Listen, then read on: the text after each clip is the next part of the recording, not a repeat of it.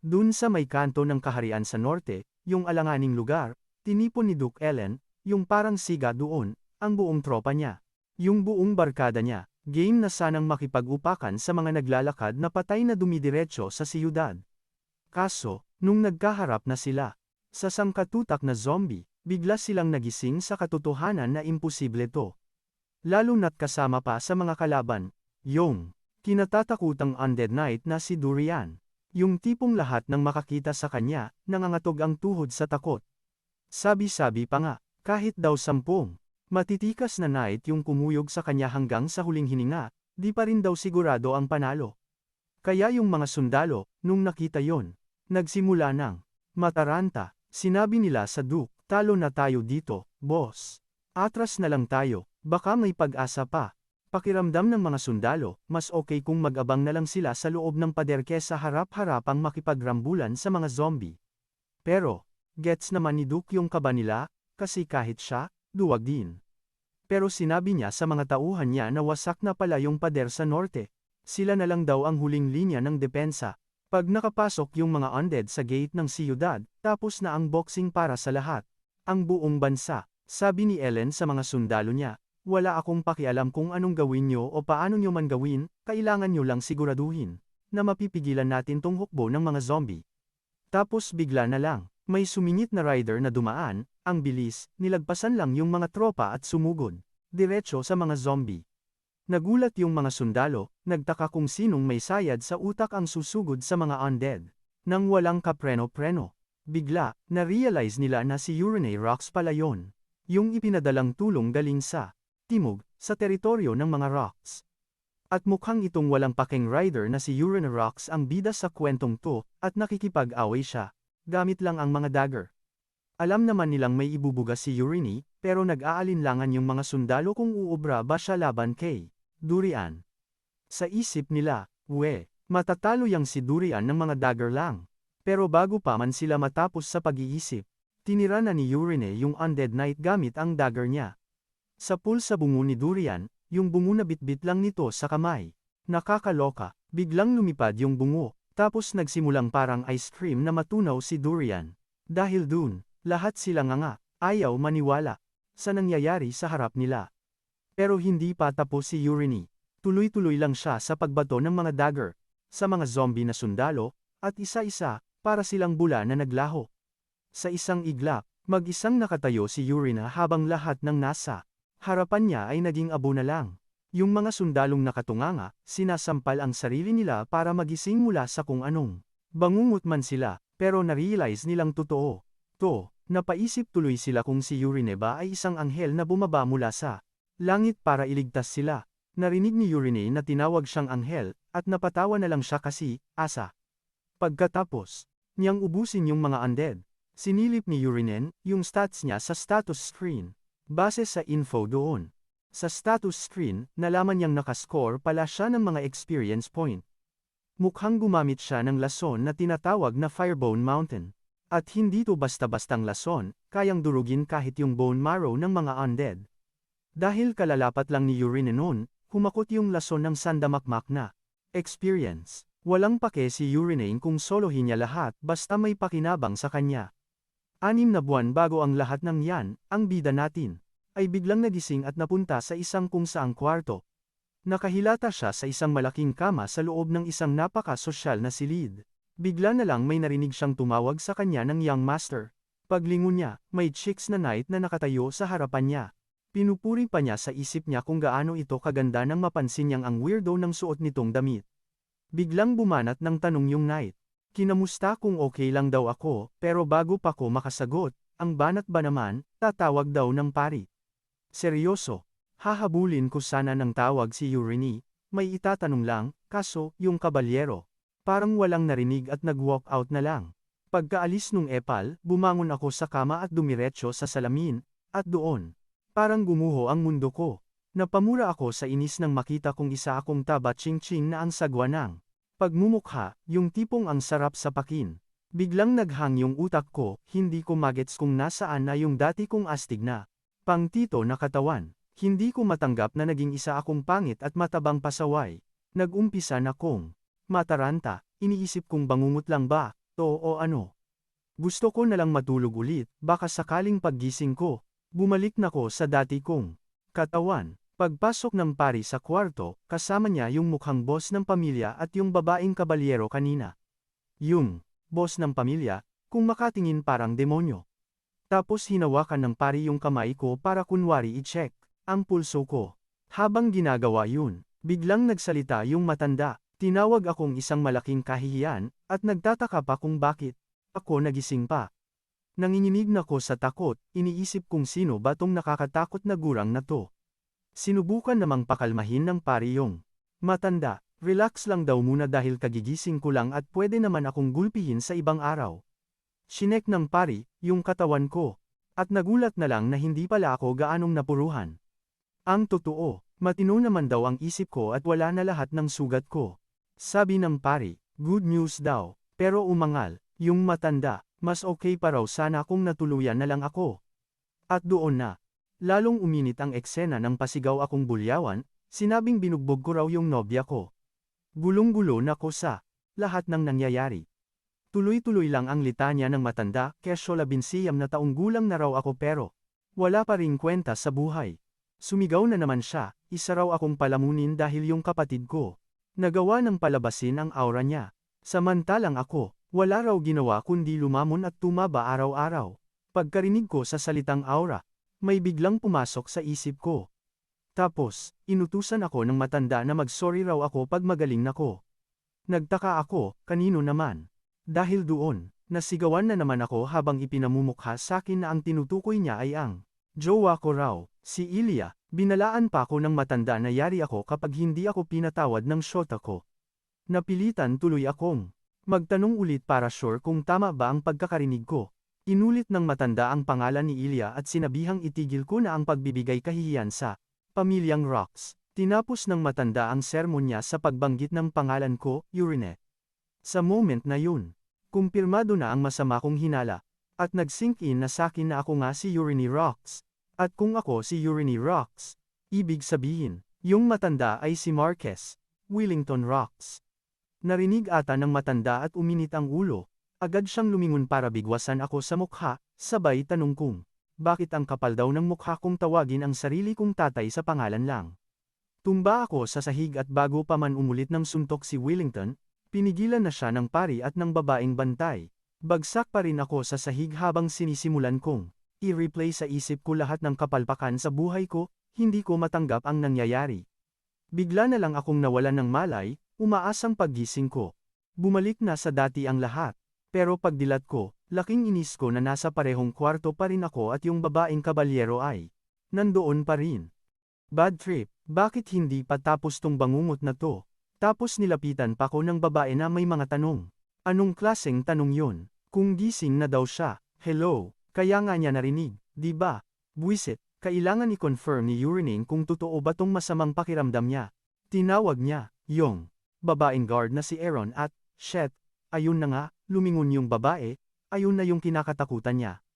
Diretsahan niyang tinanong si Aaron kung bakit siya nakabulagta ngayon, na kesyo sinugod niya raw si Ilya kaya siya ginulpi ng todo hanggang sa mawalan ng malay. Umamin naman si Aaron na, akala niya siguro kaya niya sinugod ni Urine yung jawa niya sa kwarto, kaso binaliktad siya yung ginawang basahan hanggang sa mag-blackout. Napahawak na lang si Urine sa ulo niya, di makapaniwala. May mga nag-flashback na ewan, sobrang gulo. Si Aaron naman, parang, ano na namang drama nito? Nang loko. Pero gets na ni Urine na lagot na talaga siya. Hay, sige na nga. Pilit niyang kinalma yung sarili niya para tanggapin yung masakit na katotohanan, na sa kung anong trip ng tadhana, napasok niya yung web novel na siya mismo ang gumawa. Pero eto yung malala, hindi siya napunta doon. Bilang bida, sa lahat-lahat ng pwedeng maging role, naging yung pesteng kontrabida pa siya na laging umipal sa bida. At may ending na sobrang kadiri. Ayun, nag-freak out na naman si Urine, kaya no choice si Aaron kundi tanungin kung anong problema niya. Si Urine, naman, biglang humirit, sumisigaw na napunta raw siya sa isang basurang story na di man lang na-adapt sa webtoon. Yung karakter na si Urine na napasukan niya, legit na basura, walang talent, walang skills, at never nag-ensayo. As in, isa lang siyang tangang kontrabida na puro hangin lang dahil sa apelyido ng pamilya niya. Tapos inagaw pa ng bida. Yung shota niya, sa sobrang pikon. Ayun, sinugod niya, yung bida. Pucha, yun pala yung pinaka-epic file na decision niya, kasi dinurok lang siya bago pa man siya tuluyang kitilin. Sa isang maruming eskinita. Ngayong napasok na niya tong katawan ng walang kwentang to, nag-iisip, yung bida natin kung paano siya makakalusot sa gulong to. At dahil fantasy world to, wala siyang kaide-adeya kung ano ba talaga yung kayang gawin ng urine na to. Pero eto, yung edge niya, alam niya yung mga sikreto at items na di pa nakukuha ng bida.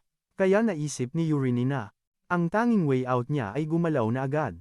Sinubukan niyang tumayo, pero putya, ang bigat ng katawan niya sa sobrang taba. At ayun, bagsak sa sahig. Kumaripas naman ng takbo si Aaron para tulungan siya. Tinanong siya kung okay lang, pero may halatang-halatang pagkadismaya sa mukha niya. Sinabi niya kay Aaron na malayo sa okay yung lagay niya. Tamang-tama, doon niya na-gets na kaya na pala niyang buksan yung status screen. At dahil doon, kitang-kita niya yung stats ni Aaron. Ang trait ni Aaron, level 2 Swift. Sword, malinaw na pag-iisip. Level Aura, level Adaptation. Tapos yung affection level niya kay Urine. 0, as in, wala. Natawa na lang si Urine na. Gumana nga yung status window at sinabihan niya si Aaron na pwede nang umalis kasi mediocre na niya. Sumunod naman si Aaron at lumayas na. Habang papalayo yung babae, nakatutok lang si Urine sa mga stats. Hindi na siya na-shock na mas malakas si Aaron sa mga ordinaryong knight, pero yung talagang kinagulat niya ay yung affection. Level niya 0. Ang pinagtataka talaga ni Urine, bakit may affection option pa sa status window. Napaisip tuloy siya, baka dahil, sa kaadikan niya sa mga dating sim dati. Di niya matanggap na yung mundong pinasok niya ay isang malaking kalokohan. Tapos binalikan na naman niya sa isip yung tungkol sa affection option na yan. Baka daw yun yung dahilan kung bakit ang weird ng mga galaw ni Aaron, pero, bahala na. Binaliwala niya muna yun at nag-decide na lang tignan yung salamin ulit. Buwisit na buwisit talaga siya sa basurang katawan na to.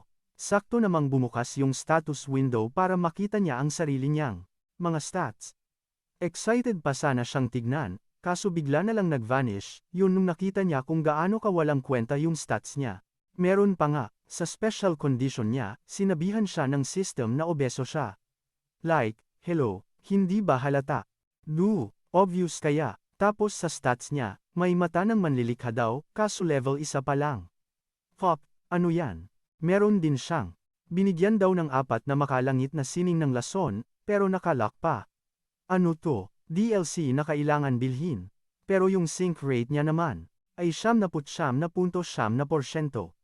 Doon lang nag-sync in kay Urine na isa lang pala sa skills niya ang may silbi, at yun yung 4 na makalangit na sining ng lason. Biglang may nag-click sa utak niya, teka, yung poison arts na yan, galing sa Wio webtoon na kinaadikan niya. Yung webtoon na sobrang badass nung bida na babae.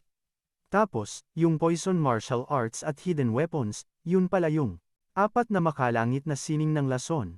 Dito na niya na-realize na itong mundong to ay isang malaking crossover episode ng lahat ng trip niya, dati. At doon niya naisip, baka may pag-asa pa pala siyang tumagal dito kung mamamaster niya yung 4 na makalangit na sining ng lason. Napangisi si Urine, parang nakahanap ng cheat code para makaligtas sa impyernong to. Kasi may isang sikat na clan daw. Galing sa probinsya ng Sichuan. Yung laging bukang bibig sa mga nobelang wuxia sa China. Sila yung mga pro pagdating sa lason. At sa mga patagong pasabog gamit ang mga sandatang may lason. Kaya napaisip si Urine kung anong trip ng angkan ng Sichuan Tang. Sa mundong to, akala niya ba medieval fantasy, to? Anyway, mamaya, nagsalita si Aaron kay Willington, na nakatayo na si Urine. Kinamusta niya kung carry na ba ni Urine pero sabi niya, mukhang olats pa rin. Kasi halos matumba nung tumayo. Sabi ni Aaron, wasak pa rin daw yung katawan ni Urine. Dinagdag pa ni Willington, sabi daw ng pari magaling na yung mga sugat niya, na sobrang weird. Tinanong ni Willington si Aaron kung may napansin siyang kakaiba sa ugali ni Urine. Kasi di ba, ang tigas ng bungo nun. Pero ang bilis pumayag na mag-sorry kay Ilya nung sinabi niya kanina. Hindi lang talaga matanggap ni Willington na biglang nag-iba ng ihip ng hangin si Urine. Sigurado si Willington na bukas, balik sa pagiging gago si Urine, yung laging pasimuno ng gulo. Pero iba ang tingin ni Aaron. Umaasa pa rin ang loko na magbabago si Urinin balang araw. Na-shock si Willington sa narinig niya kay Aaron. Nagtataka siya kung bakit may tiwala pa si Aaron kay Urini, samantalang siya, natatay na niya, give up na. Sinabihan ni Willington si Aaron na parang tangang umaasa sa wala, na hinding-hindi na mangyayari. Nagsimula nang magsisi si Willington na di na lang niya hinayaang si Aaron na maging isang kabalyero imbes na maging babysitter ni Urini. Kahit anong sermon ni Willington, si Aaron, solid pa rin. Ang paniniwala na may nag-iba kay Urini. Di niya ma-explain, basta ramdam niya lang. Kinabukasan, halos malaglag ang panga ni Aaron nang marinig niyang hinahanap ni Urini yung training hall dahil gusto raw niyang mag-workout. Hindi makapaniwala si Aaron habang inuutusan siya ni Urini na ihatid siya sa training hall. Napansin naman ni Urini yung reaksyon ni Aaron kaya tinanong niya kung anong drama niya. Nalaman na ni Urinen na yung mata ng manlilikha ay para lang makita niya yung stats. Lame. Pero yung sa angkan ng Sichuan Tang, wala siyang idea kung paano i-unlock. Hula ni Urini. Baka yung katabaan niya ang hadlang. Kaya naman, naisip niyang mag-gym muna hanggang sa makahanap siya ng paraan para malusutan to. Habang naglalakad sila ni Aaron sa mansyon, napanganga si Urini sa laki ng hardin, kinumpara pa niya sa grabe, parang ilang stadium tong pinagsama-sama. Konting lakad pa lang, ramdam na agad ni Urini yung alinsangan. Siyempre, pumasok sa isip niya na, sa kwarto na lang sana mag-workout, kaso kilala niya sarili niya, tutulugan niya lang yon, lalo na't may kama na. Parang kumakaway pa sa kanya. Buti na lang may natitira pang common sense si Urin para malaman na walang mangyayari kung sa kwarto siya mag-ensayo, tapos, may nakasalubong silang isang grupo ng mga staff sa mansyon. Swerte na lang may mata ng manlilikha siya, kaya nababasa niya yung mga nasa isip nila tungkol sa kanya. Bawat katulong na madaanan niya, iisa lang ang vibe. Asar na asar sa kanya. Di rin naman niya sila masisisi, kasi yung dating Urin ay isang salot na ang hobby ay mambuisit sa buong bahay. Maya-maya, nakarating na rin sila sa pangatlong training hall. Si Urin naman, halos kapusin na ng hininga pagdating doon. Chika ni Arin, gamit daw ng mga kabalyero yung pangalawa at unang training hall, kaya yung pangatlo, dapat bakante. Pero pagpasok nila, may naspot-an silang isang guy na nagte-training na. Sinilip niya yung isip ng lalaki, at doon niya nalaman na ito na yung pinakamatindi sa lahat ng may galit sa kanya. Hindi lang siya ayaw ng lalaki, gusto pa siyang burahin sa mundo, at itong kumag na to ay si Rhea pala. Pagkakita pa lang kay Urin, lumapit agad, kunwari babatiin siya. Pagutsot lang yan kasi andiyan si Arin.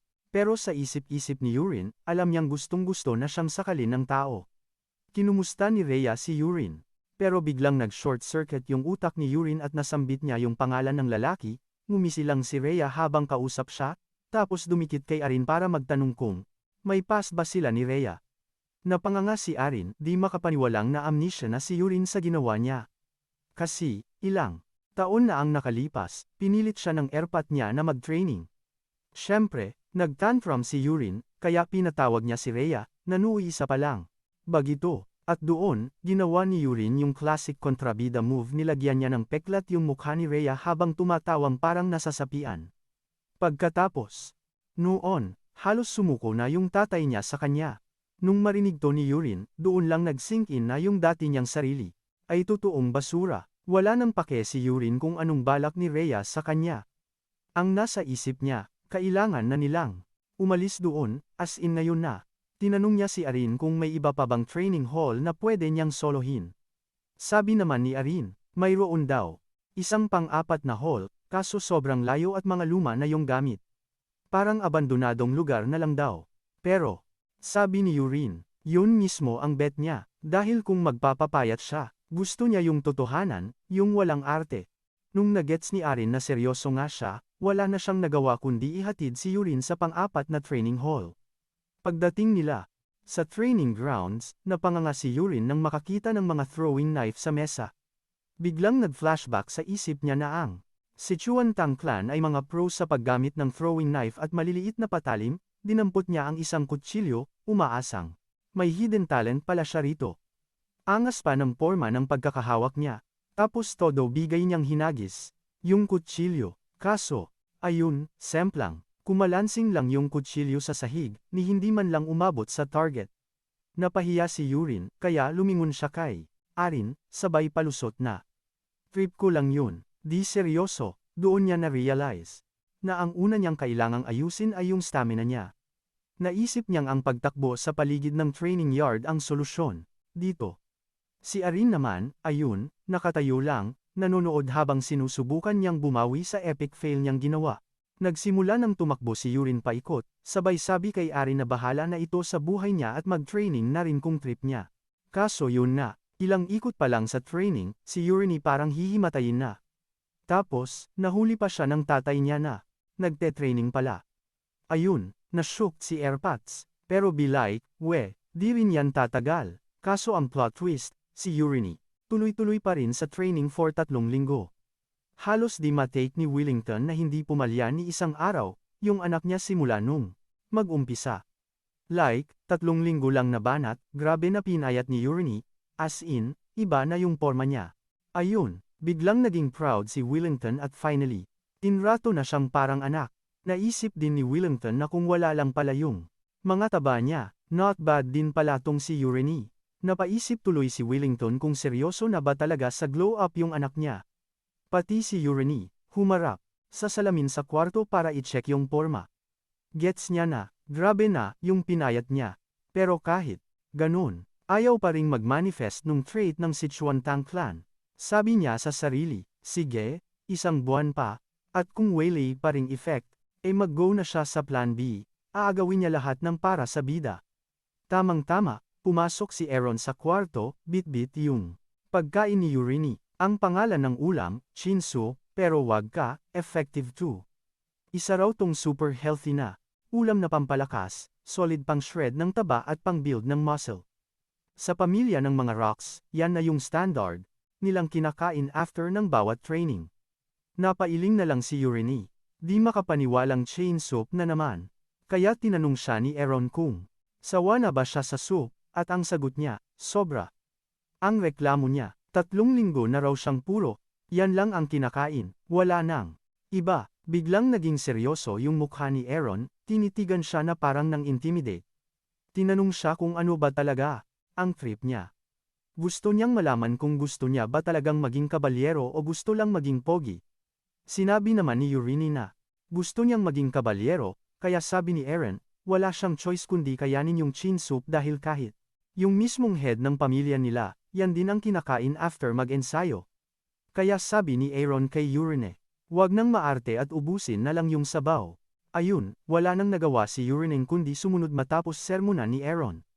Kahit na cringe si Yurini sa sabaw, alam naman niyang malaki ang naitulong nun sa kanya sa loob ng 3 linggo. Kaya sige na lang, naisip ni Yurini na lalaklakin niya yung sabaw hanggang magsawa na siya ng tuluyan. Sumubo siya ng 1 kutsara, at habang ninanamnam niya, parang may something. Nalaman niya, na iba na yung lasa ng sabaw ngayon kumpara sa mga nakaraan. Pero deadma lang, tinuloy niya pa rin kumain hanggang sa biglang may nag-pop up na screen, at ang sabi, nakakain daw si Yurinen ng lason. Gulat mode si Yurinen, pero teka, ito na pala yung swerte niya dahil yun pala yung cheat code para ma-unlock yung trait ng Sichuan Tang clan.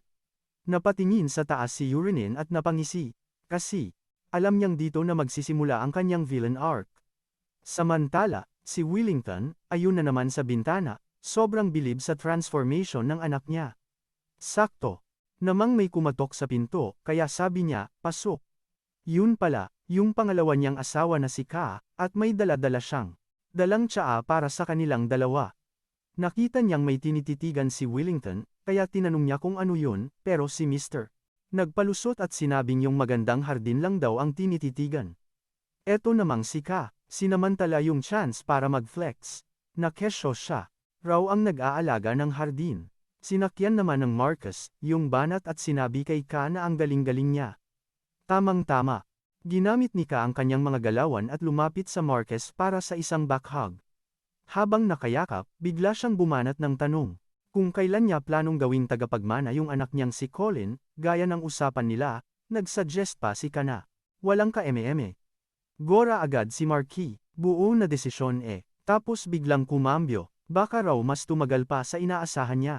Siyempre, sumimangot si Kina, sinupalpal agad si Marquis na ang usapan, si Colin na ang Magiging next in line sa loob ng isang buwan. Umamin naman si Willington, pero may hirit na for sure naman daw narinig na ni Kina ang chismis, na biglang nagbago ng trip si Euryne. At dahil si Euryne daw ang panganay, tingin ni Willington, pwedeng-pwede na. Si Euryne ang pumalit. Ngumiting aso si Kina, sabay sabi sa asawa niya na nabalitaan na rin niya yang biglaang pagbabagong loob. Kunwari pa siyang happy na sa wakas ay nagtino na. Yung bata, tawang malutong naman si Willington, sabi kay Kina, na wag siyang feeling, hindi siya naniniwalang nagtino yun dahil lang sa restback ng asawa niya. Di binalik na naman ni Kina. Ang usapan tungkol sa kung sino ang sasalo sa pwesto, tinanong kung ano na ang ganap.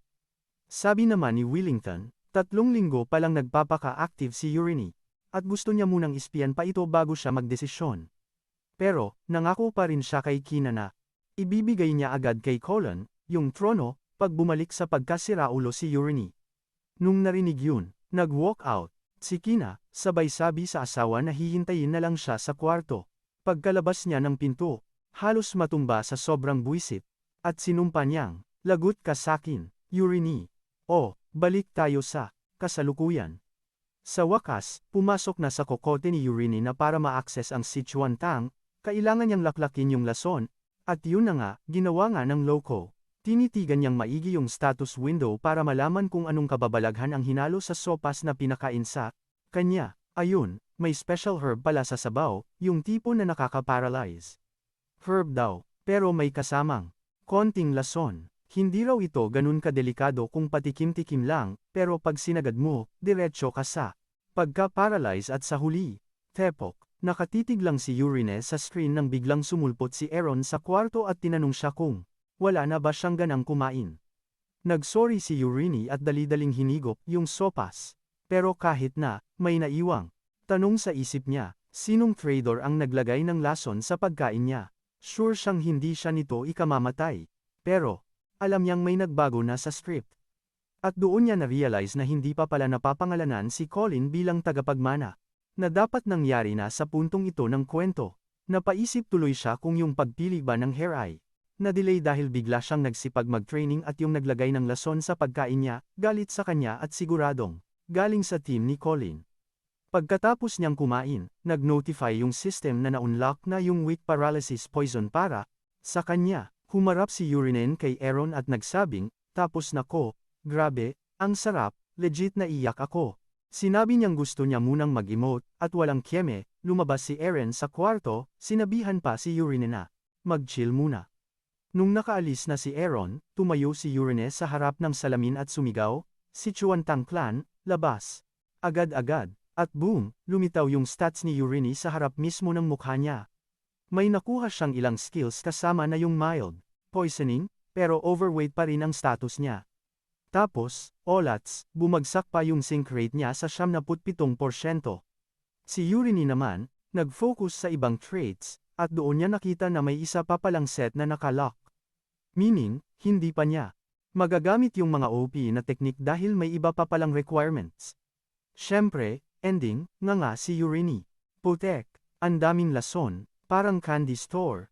Yung pinaka-badass na level 30. Para makuha yun, kailangan kong mag-grind para ma-unlock yung mga mas malakas na level. Kaso may hirit, kailangan ko pala ng inner technique para lang sa basic. Dun ko na-gets na yung mga taga-Tang Clan, puro internal energy pala ang paandar para sa lason. Kaya ayun, sinilip ko agad yung martial arts section at doon ko nakita na may 4 na skills na pagpipilian. Nariyan yung Dark Poison Arts, Thunder Needle Arts, 10,000, Venoms, at Divine Energy. Di na ko nag-isip. Alam ko na agad kung anong para sakin. Solid fanboy kaya to ng Tang Clan. Yung Dark Poison Arts, puro lason lang, meh. Yung Thunder Needle Arts naman, focus lang sa patagong armas. Yung sa 10,000, Venom Divine Energy, mas matagal daw i-master, pero kebs.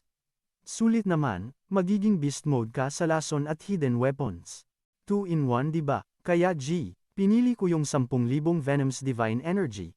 Pag-click ko, shit, may naramdaman akong kuryenteng ewan na dumaloy sa katawan ko. Naisip ko, kailangan tong paikutin, now na. Kaya ako, naghubad at nag-meditate na lang. Seryoso, ramdam na ramdam ko yung kakaibang trip sa buong sistema ko. At doon ko na-gets na chi pala tong nararamdaman ko. Sinimulan ko na tong dalhin sa mga tamang ugat para ma-stock sa dantian ko at maging solid na lakas. Di ko namalayan. Buong gabi na pala akong nakaganon. Kahit puyat, G pa rin. Walang kapaguran. Pati katawan ko, nag-level up ng di ko namamalayan. Ako na yata yung tipo na kayang-kayang i-focus yung chi kaya pakiramdam ko lahat sa paligid. Alam ko pa kung ilang ibon yung nasa labas ng bintana kahit di ako nakatingin. Astig no, sinecheck ko yung 10,000 Venom's Divine Energy ko tapos nalaman kong nasa level 1 star na pala ako, easy 10% power boost agad. Bigla, may naramdaman akong pamilyar na anino sa may pinto. Pagbukas, si Eren lang pala. Pumasok siya sa kwarto at naabutan akong nakapwesto sa kama na parang nagme-meditate. Laking gulat niya nung nalamang gising ako buong gabi, kesyo daw delikado ang ginawa ko. Sabi niya, magpahinga raw ako, pero di ako papayag no.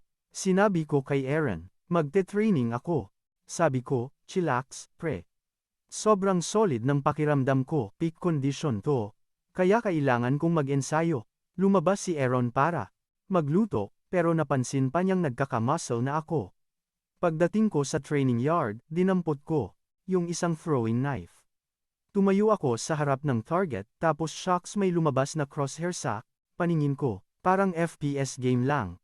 Amputech. Dahil dun, sa pool yung aim ko sa target, at buong lakas kong binato yung kutsilyo habang si Aaron, tulala lang na nanonood. Tumama yung kutsilyo sa target ng sobrang sakto, as in bullseye. Kaya ayun, na-shook si Aaron. Sa ginawa kong yun, na-unlock ko na ang hidden weapons ng Tang Clan. Di na nakatiis si Aaron. At lumapit agad sakin, tinanong kung anong ginawa ko. Nagpanggap lang akong walang alam, sabi ko kay Aaron wala akong kaide-ideya. Sa nangyari, palusot ko, baka dahil sa training ko last month ngayon lang tumalab. Kaso, di kinagat ni Aaron. Yung palusot ko, halatang di siya convinced. Dun ko na-realize, ngayon ko lang nakitang ganun kapraning si Aaron. Natataranta siya, kaya sabi ko, gusto mo ng encore. Ramdam na ramdam ko yung nag-uumapaw na internal energy na dumadaloy sakin sa tuwing may ibabato ako. Kaya yun, humanap ako ng mas magandang anggulo at sinibat yung kutsilyo ng mas mabilis at, grabe, mas malupit pa. Bullseye agad, basag yung target, tulala si Aaron. Pre, si Aaron ay sinamaan ng tingin si Urine. Parang sinisisi pa na sinira niya yung target. Ngumiti lang ng nakakaloko si Urine, pero alam niyang parang naka-cheat mode siya dahil sa crosshair sa mata niya. Laking gamer pala tong si Urine sa isang FPS game, na Battle Attack ang pangalan, at champion pa yan sa mga pustahan sa comp shop. Kaya ayun, sinigawan ni Aaron si Urine. Tinanong kung anong drama niya, pero kebs lang si Urine. Binalik pa yung tanong kay Aaron kung may napansin siyang kakaiba sa kanya. Napakunot noo tuloy si Aaron. Bago bumanat, sabi ba naman, hanep, ang payat mo ngayon kumpara kahapon. Nung sinabi niya, yung tungkol sa pagpayat niya, nagulat si Urine. Dinagdag pa ni Aaron na si Urine naman daw laging nagte-training at puro sabaw lang ang laman ng tiyan, kaya pumayat. Pero, teka, ibang level, yung transformation niya overnight. Literal na isang gabi lang. Gulat na gulat si Urine. Nung narinig niya yon, pero ang aabangan. Nakahinga siya ng maluwag kasi, di pala nasasagap ni Aaron yung kakaibang power-up sa katawan niya. Ibig sabihin, solo flight siya sa ganitong kapangyarihan sa mundong to at walang sino mang makakabisto. Sa trip niya, dahil doon, chill lang si Urine. Alam niyang may alas siya, kaya go lang sa training. Kinuha niya yung mga kutsilyo at sunod-sunod na tinira sa target lahat sa pool sa gitna. Halos malaglag pa nga ni Aaron sa gulat at sa wakas. Lumapit na rin ang loko. Gustong subukan magbato ng kutsilyo. Kumuha ng isa, nag-pose pa, sabay hagis. Kaso ang ending, epic fail. Tumalbog lang yung kutsilyo sa target.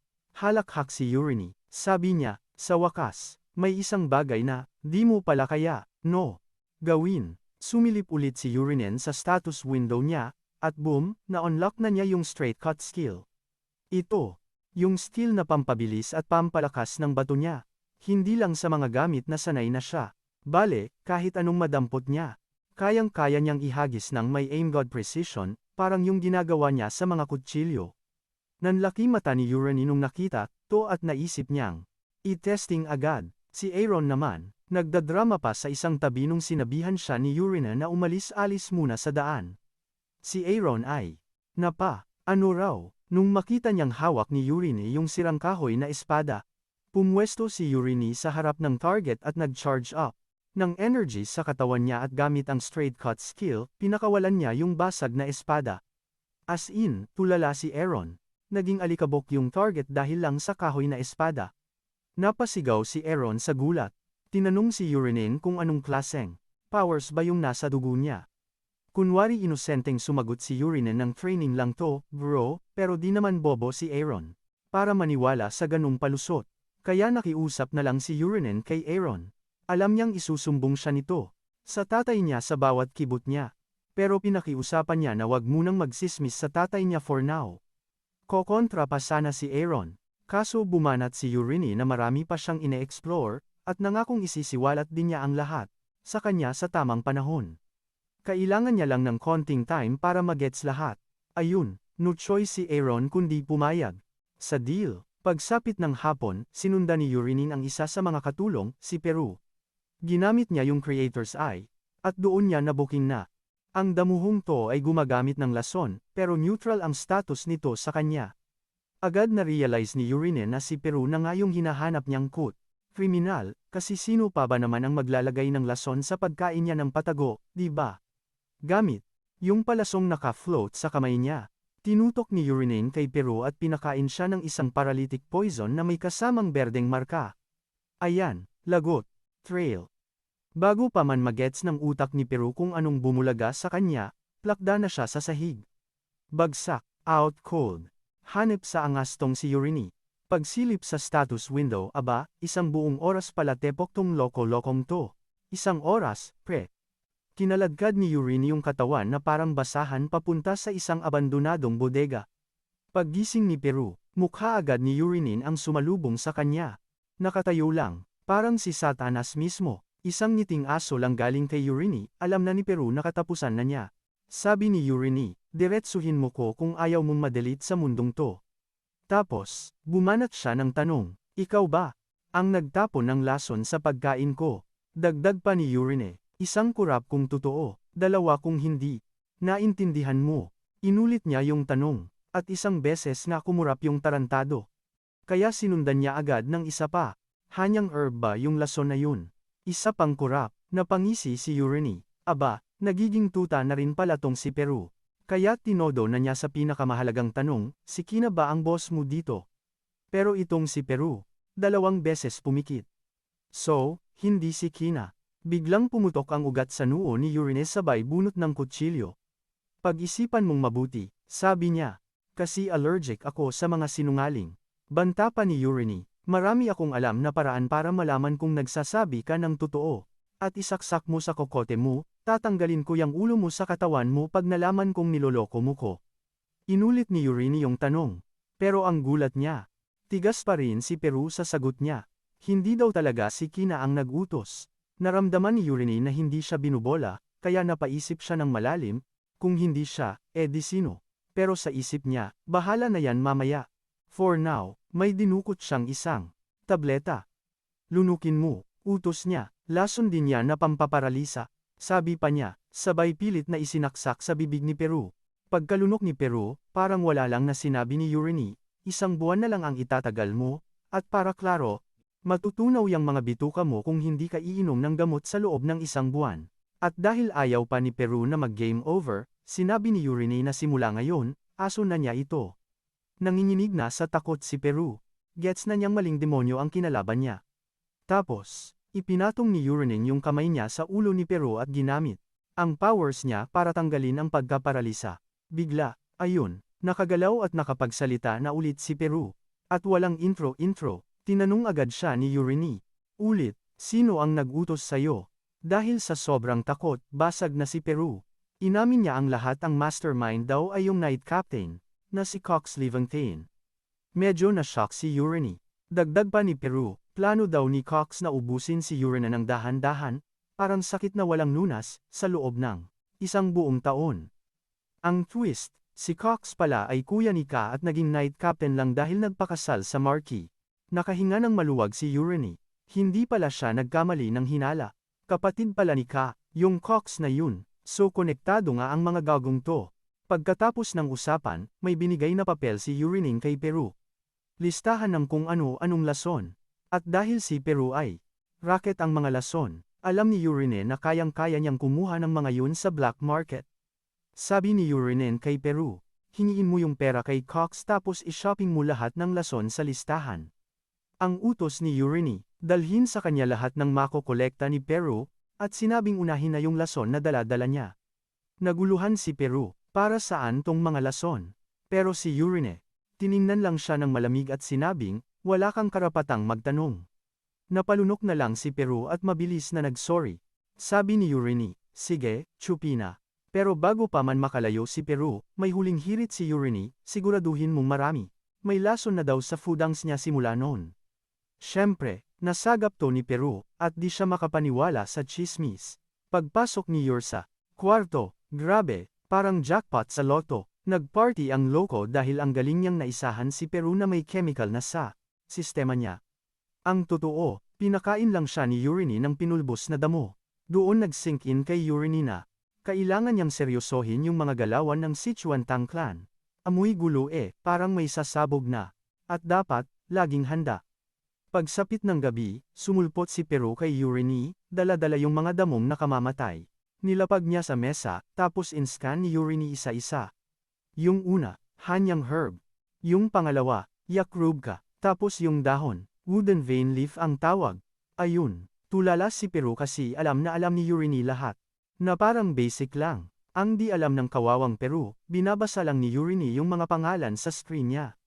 Tinanong ni Urinen si Peru kung bakit. Ang dami pa niyang dalang pang knockout, sapat na yung hanyang herb para i-GG siya. Sagot naman ni Peru, mabagal daw ang tama ng hanyang herb. At pag nagka-resistance ka, mas lalong kupad. Pero pag hinaluan mo ng yaka, pag lumabas na yung sintomas ng hanyang herb, boom, mas malakas ang tama. In short, deadly combo. Si Urini naman, kinwestiyon si Peru kung saan niya nahugot lahat yon, at umamin si Gago na binenta siya sa pamilyang Living Tay noong 8 anyos pa lang siya at nag-training sa ilalim ng isang poison master doon. Tinanong ulit siya ni Urinay kung may iba pang katulad niya. Sagot niya, 20 daw sila dati, pero na-wipe out lahat, kaya siya na lang ang survivor. Hindi naman na-shock si Urini. Obvious naman, yung mga mahihina, one-hit KO agad sa lason, pero napansin niya na may R, si Peru sa pamilyang Livang Tain. Plano niyang gamitin yun para sa sarili niyang trip. Pagkatapos ng chika, binati ni Urinen si Peru sa good job niya, sabay sabi na pwede na siyang gumora. Nung nakaalis na si Peru, sinimulan na ni Urinang pag-food trip sa mga lason. Habang ngumunguya, sunod-sunod yung notif sa screen niya, pero sandali lang, nahit na niya yung limit at sinabihan siya ng system na mag-breathing meditation. Sinunod naman ni Urinang utos ng system at kinaya niyang tiisin yung sakit habang nagme-meditate. Kinaumagahan, pumasok si Aaron sa kwarto at naabutan si Urini na nagme-meditate pa rin, pero shit, yung katawan niya, ang angas, parang pang gym rat. Napanganga si Aaron sa nakita niya. Pero sa kabilang dako, na-level up na ni Urinen ang enerhiya ng 10,000 kamandag sa ikalawang antas. Nakakuha pa siya ng sandamakmak na fighting moves at poison techniques sa proseso. Akmang magsasalita na si Aaron tungkol sa katawan ni Urinen nang may naamoy siyang ang baho sa kwarto. Walang maisip na palusot si Urinen kay Aaron kasi alam na alam niya kung saan galing yung amoy. Mukhang pag nag-level up yung internal energy mo, nilalabas ng katawan mo lahat ng toxins ng biglaan. Dahil ang baho na sa kwarto at kapit na sa kanya yung amoy, nagsuggest si Urini. Nabuksan ang bintana, pero binulyawan siya ni Aaron na wag niyang bubuksan yun. Instead, pinapunta niya si Ur sa banyo. Now na. Pagkatapos magbabad, lumabas na silang dalawa. Si Urini, ang saya ng lolo mo, may bago kasing skill, ang soyong footwork. Galing daw sa pamilyang Tang at solid na teknik para sa mabilisang galaw, stealth attack, at pag-dodge. Tuwang-tuwa si Urini, parang yung mga napapanood lang niya sa wuxia, kaya na niyang gawin sa totoong buhay. Sobrang hype ng loko. Parang lumilipad sa ibang planeta si Urin habang naglalakad, buti na lang at tinapik siya ni Aaron para bumalik sa Earth. Kinulit tuloy siya ni Aaron kung anong drama niya. Bakit daw siya lumalakad na parang sabog? Tinanong niya kung may tama ba ito, pero sabi lang ni Yurin kay Aaron, chill ka lang, carry ko to. Kaya ayun, nagpatuloy sila, pero si Yurin, patagong tinetesting pa rin ang bago niyang trip habang naglalakad na parang high. Tinanong ulit siya ni Aaron kung seryoso ba siyang pupunta sa training hall numero 1 para mag-practice. Para sa araw na yon. Ni-remind pa ni Aaron si Yurin tungkol sa lugar, pero sinabi lang ng loko na wag itong ang sabi pa ni Yurin. Maninilip lang daw siya para makita kung paano mag-aksaya ng panahon ang mga wannabe knight sa kanilang daily routine. Maya-maya lang, nakarating na sila sa training hall at, as expected, nagkalat ang mga knight na nag-e-ensayo, humihiyaw na parang mga sinasaniban habang pinaghahampas ang mga espada nila. Biglang freeze mode lahat ng pumasok sina Yurin at Aaron sa training ground. Sa una, hindi nila ma-figure out kung sino yung gwapong nasa likod ni Aaron dahil sa tindi ng glow-up nito. Huli na nang mag-loading sa mga utak nila na ang taong tinititigan nila ay si Yurin, ang anak ng big boss nila. Hindi sila makapaniwala sa naging slim fit ni Yurin. Para sa mga knight, imposible raw na hindi gumamit si Yurin ng kung anong magic para lang pumayat. Habang nagchichismisan sila, dinig na dinig ni Yurin lahat ng bulungan dahil sa bago niyang powers. Bigla namang may tinuro si Aaron na isang malaking hunk sa harap nila. Sabi niya kay Yurin na, isa raw itong trainee knight, pero dahil sa ganda ng forma, isang tumbling na lang at junior knight na ito. Tinitigan ito ni Yurin. Nang maigi at nagets niya agad na ang lalaki ay si Clyde. Isa sa mga sidekick sa nobela na sa bandang huli ay naging alipores ng main character. Walang kaide-ideya si Yurin sa naging background story ni Clyde bago nito makilala ang bida. Napangisi si Yurin sa isip-isip niya. Andito lang pala sa mansion si Clyde, mukhang may paggagamitan siya rito sa future. Pero for now, iba muna ang trip niya. Lahat kasi ng night sa training hall ay may R sa kanya at kung pwede lang, gusto na siyang i-delete sa mundo. Pinanood lang sila ni Yurin. Sabay isip, kayo na ba ang magiging laruan ko? Dumampot ng espada si Yurin at nagdesisyong simulan ang party gamit ang isang lason na tinawag na prolonged poison. Nasa level 1 pa lang ito at pag pumasok sa katawan, agad itong kakalat sa lahat ng internal organs sa loob lang ng ilang segundo. Inactivate niya ang lason at mula sa malayo, may tinira siyang isang knight. Tumba agad ang kawawang nilalang, sa sahig habang tinatanong ng mga tropa niya kung okay lang ba siya. Inusisa pa nila kung naiihi ba siya, pero umiling lang ito habang gumugulong-gulong sa sahig sa sobrang sakit. Dito na nagpanic mode ang mga knight at nagsuggest agad na tumawag na sila ng healer. Pero bigla, parang walang nangyari, tumayo ulit ang knight at sinabing nawala na ang sakit. Ang iba naman ay napanganga, iniisip na pinagtitripan lang sila ng kasama nila. Sinubukan pa ng lalaki na ipaliwanag na hindi siya nagdadrama at legit yung sakit, pero really, deadma lang sila sa kanya. Gets na ni Yurin kung paano ito gumagana kaya nagdesisyon siyang i-try naman ang soul-killing smoke. Isa itong usok na lumilikha ng mga halusinasyon, nagkakalat ng takot at gulo sa isang lugar. Sinisigawan pa rin ng mga knight ang kasama nila sa pagiging nito nang bigla silang binigyan ni Yurin ng sample ng soul-killing smoke. In an instant, lahat ng tinamaan ng epekto ay nag-freak out. Para bang may isang nakakatakot na monster na nakatayo sa harapan nila, ready na silang gawing merienda. Napadapa na lang sila sa sahig, nagkalat ang ihi sa mga pantalon habang si Yurin ay halos mamatay sa kakatawa sa di kalayuan. Si Aaron naman, tulala pa rin, loading ang utak sa mga kaganapan. At lalo pang naging isang total mess ang sitwasyon para sa kanila. Nag-wild yung mga kabalyero nang biglang may mga halimaw na sumulpot at pinagtripan sila. Nung nabore na si Yurinen sa kalokohan niya, bigla niyang binasag yung ilusyon, tinamad na siyang panoorin yung mga kabalyerong muntik ng magrambulan.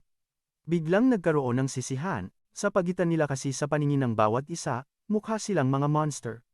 Sabi ni Urani sa isip niya, sapat na tong gulo for today, pero sa totoo lang, sobrang enjoy siya sa resulta. Tapos, sinabihan na lang ni Urinen si Aaron. Tara, Gina, si Aaron naman, litong-lito, kasi parang wala naman silang matinong ginawa mula pagdating. Sabi ni Urani. Masyado daw. Magulo kaya doon na lang sila sa ika-4 na training hall. Maya-maya lang, biglang may sumingit na katulong, para sabihin sa kanilang dalawa na may buwisita daw sa mansyon. Napaisip si Urining kung sino yung nag-gate crash, at di nagtagal, nalaman niyang yung fiancé niya lang pala, si Ilya Marcus, ang dumating para kausapin siya. Habang naghihintay kay Urine, desidido na talaga si Ilya na scrap yung engagement nila, pero pagpasok ni Urina sa kwarto kung nasaan si Ilya, grabe, namula bigla si ate girl at lahat ng plano niyang makipag-break. Parang bulang naglaho sa isip niya at napuno na lang ng mga what the heck na tanong, bago pa man. Pumasok sa kwarto para harapin si Ilya, sinipat na ni Urinin ang buong eksena. Alam niyang astig bumanat si Ilya at ito yung part ng story kung saan ibe-break siya nito. Kaso, yung Urini sa nobela, sobrang desperate at ayaw bumitaw. Pero ngayon, iba ang naging takbo. Na-shock si Ilya pagkakita niya kay Urini. Bigla siyang nagtanong kung sino ba siya. Ngumisi lang si Urinen sa tanong at sinabing siya yun, sino pa ba naman? Pero di pa rin convinced si Ilya. At nagsimula ng mag-freak out. Chill lang na sinabi ni Urine na matagal-tagal na rin silang di nagkikita. Inamin naman ni Ilya, na nabalitaan niyang pumayat daw si Urine, pero akala niya fake news lang. Sabi pa ni Ilya, wala pa ng 2 buwan simula nung umalis siya, kaya nagtaka siya kung anong magic ang ginawa ni Urine para mag-transform ng ganun kabilis. Sinabi ni Urine na kaya siya nagbago ng todo ay dahil sineryoso na niya ang training. Gulat na gulat si Ilya. At si Urine naman. Diretsyong sinabi na nung binanatan siya nito, doon siya nagising sa katotohanan at napag-isipan ang mga palpak niyang galawan sa buhay, at dahil doon, nagdesisyon siyang mag-level up. Tinanong siya ni Ilya kung balak niyang gumanti, pero sabi ni Urine, no. Tapos, may ginawa si Urine na ikinanganga ng lahat. Bigla siyang lumuhod sa 2 tuhod at yumuko kay Ilya para mag-thank you. Hindi makapaniwala si ate girl na makita yung lalaking nakaluhod sa harap niya. Inamin ni Urine na binago na niya ang mga bulok niyang ugali, at lahat yun ay dahil kay Ilya.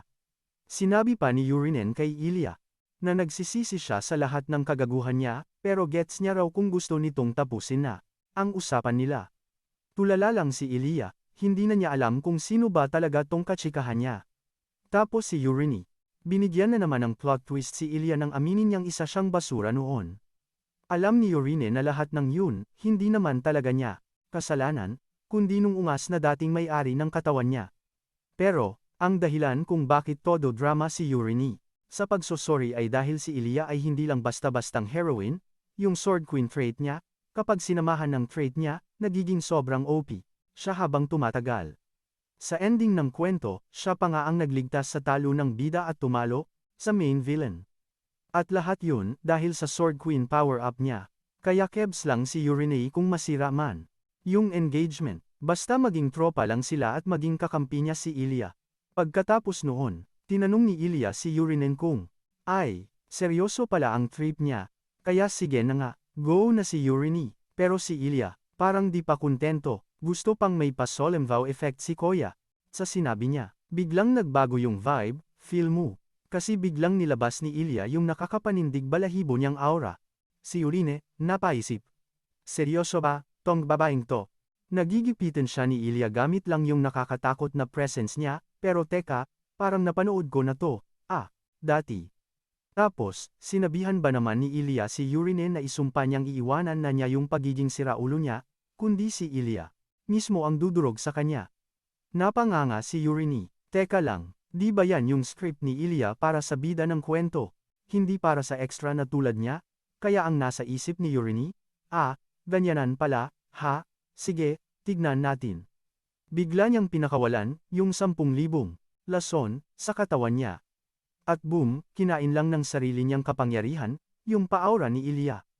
Tapos, tinitigan niya si Ilya, sige, sumpaan pa. Hinding-hindi na ako babalik sa dati. Kung pagiging gago. Biglang nag-blush si Ilya, grabe, as in sobrang napahiya, pero nag-compose ng sarili, at nagsabi kay Urine. Mata ko na sa'yo, tapos may pahabol pa, isang pagkakamali mo pa, bye-bye na sa engagement na to. Nagulat si Urine, kasi, hindi niya kinansela yung usapan. Pagharap ni Ilya kay Willington sa kwarto nito, parehong-pareho sila ng reaksyon ni Urine nung nalaman niyang tuloy pa rin pala ang kasalan. Walang nagawa si Marquis kundi tanungin si Ilya kung anong topak niya, at bakit ayaw niyang i-give up yung engagement. Sabi ni Ilya, Laging sinasabi ng tatay niya na yung mga taong basura, hindi na nareresiklo. At nung kumalat yung chika na nagbago na daw si Urine, na curious ang lola mo. Naisip niya kung bumalik na ba sa pagiging takot at paggoody two shoes, yung Urine na nakilala niya noon. Pero shook siya, ibang-iba na ang forma ni Urine ngayon. At dahil na doon, itataya ni Ilya ang baraha niya at bibigyan si Urine ng isa pang pagkakataon. Pero, binalaan niya si Markina. Pagsisisihan ni Urine na nabuhay pa siya sa mundo kapag umulit pa siya. Nakahinga naman ng maluwag si Marquis doon, at sinabihan si Ilya na alagaan daw mabuti. Si Urine. Akmang tatayo na si Ilya para umalis, pero pinipigilan siya ni Marquis na magstay, kaso ayaw talaga. Umamin pa nga, na nasabi na niya sa airpods niya na pupunta siya para i-cut na yung engagement. Kaya sabi ni Marquis, dapat sana. Silipin man lang niya si Urinen habang nagte-training bago lumayas, pero wala pa rin siyang pake. Ayaw daw niyang maging istorbo. Ilang sandali lang.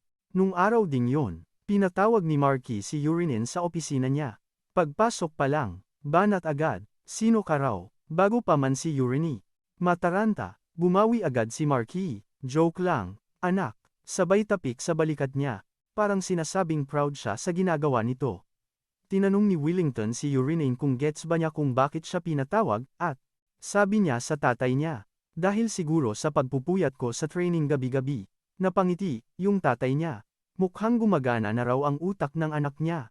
Si Marky, naniniwalang ready na si Urine para matutunan yung family heirloom na swordsmanship ng mga rocks.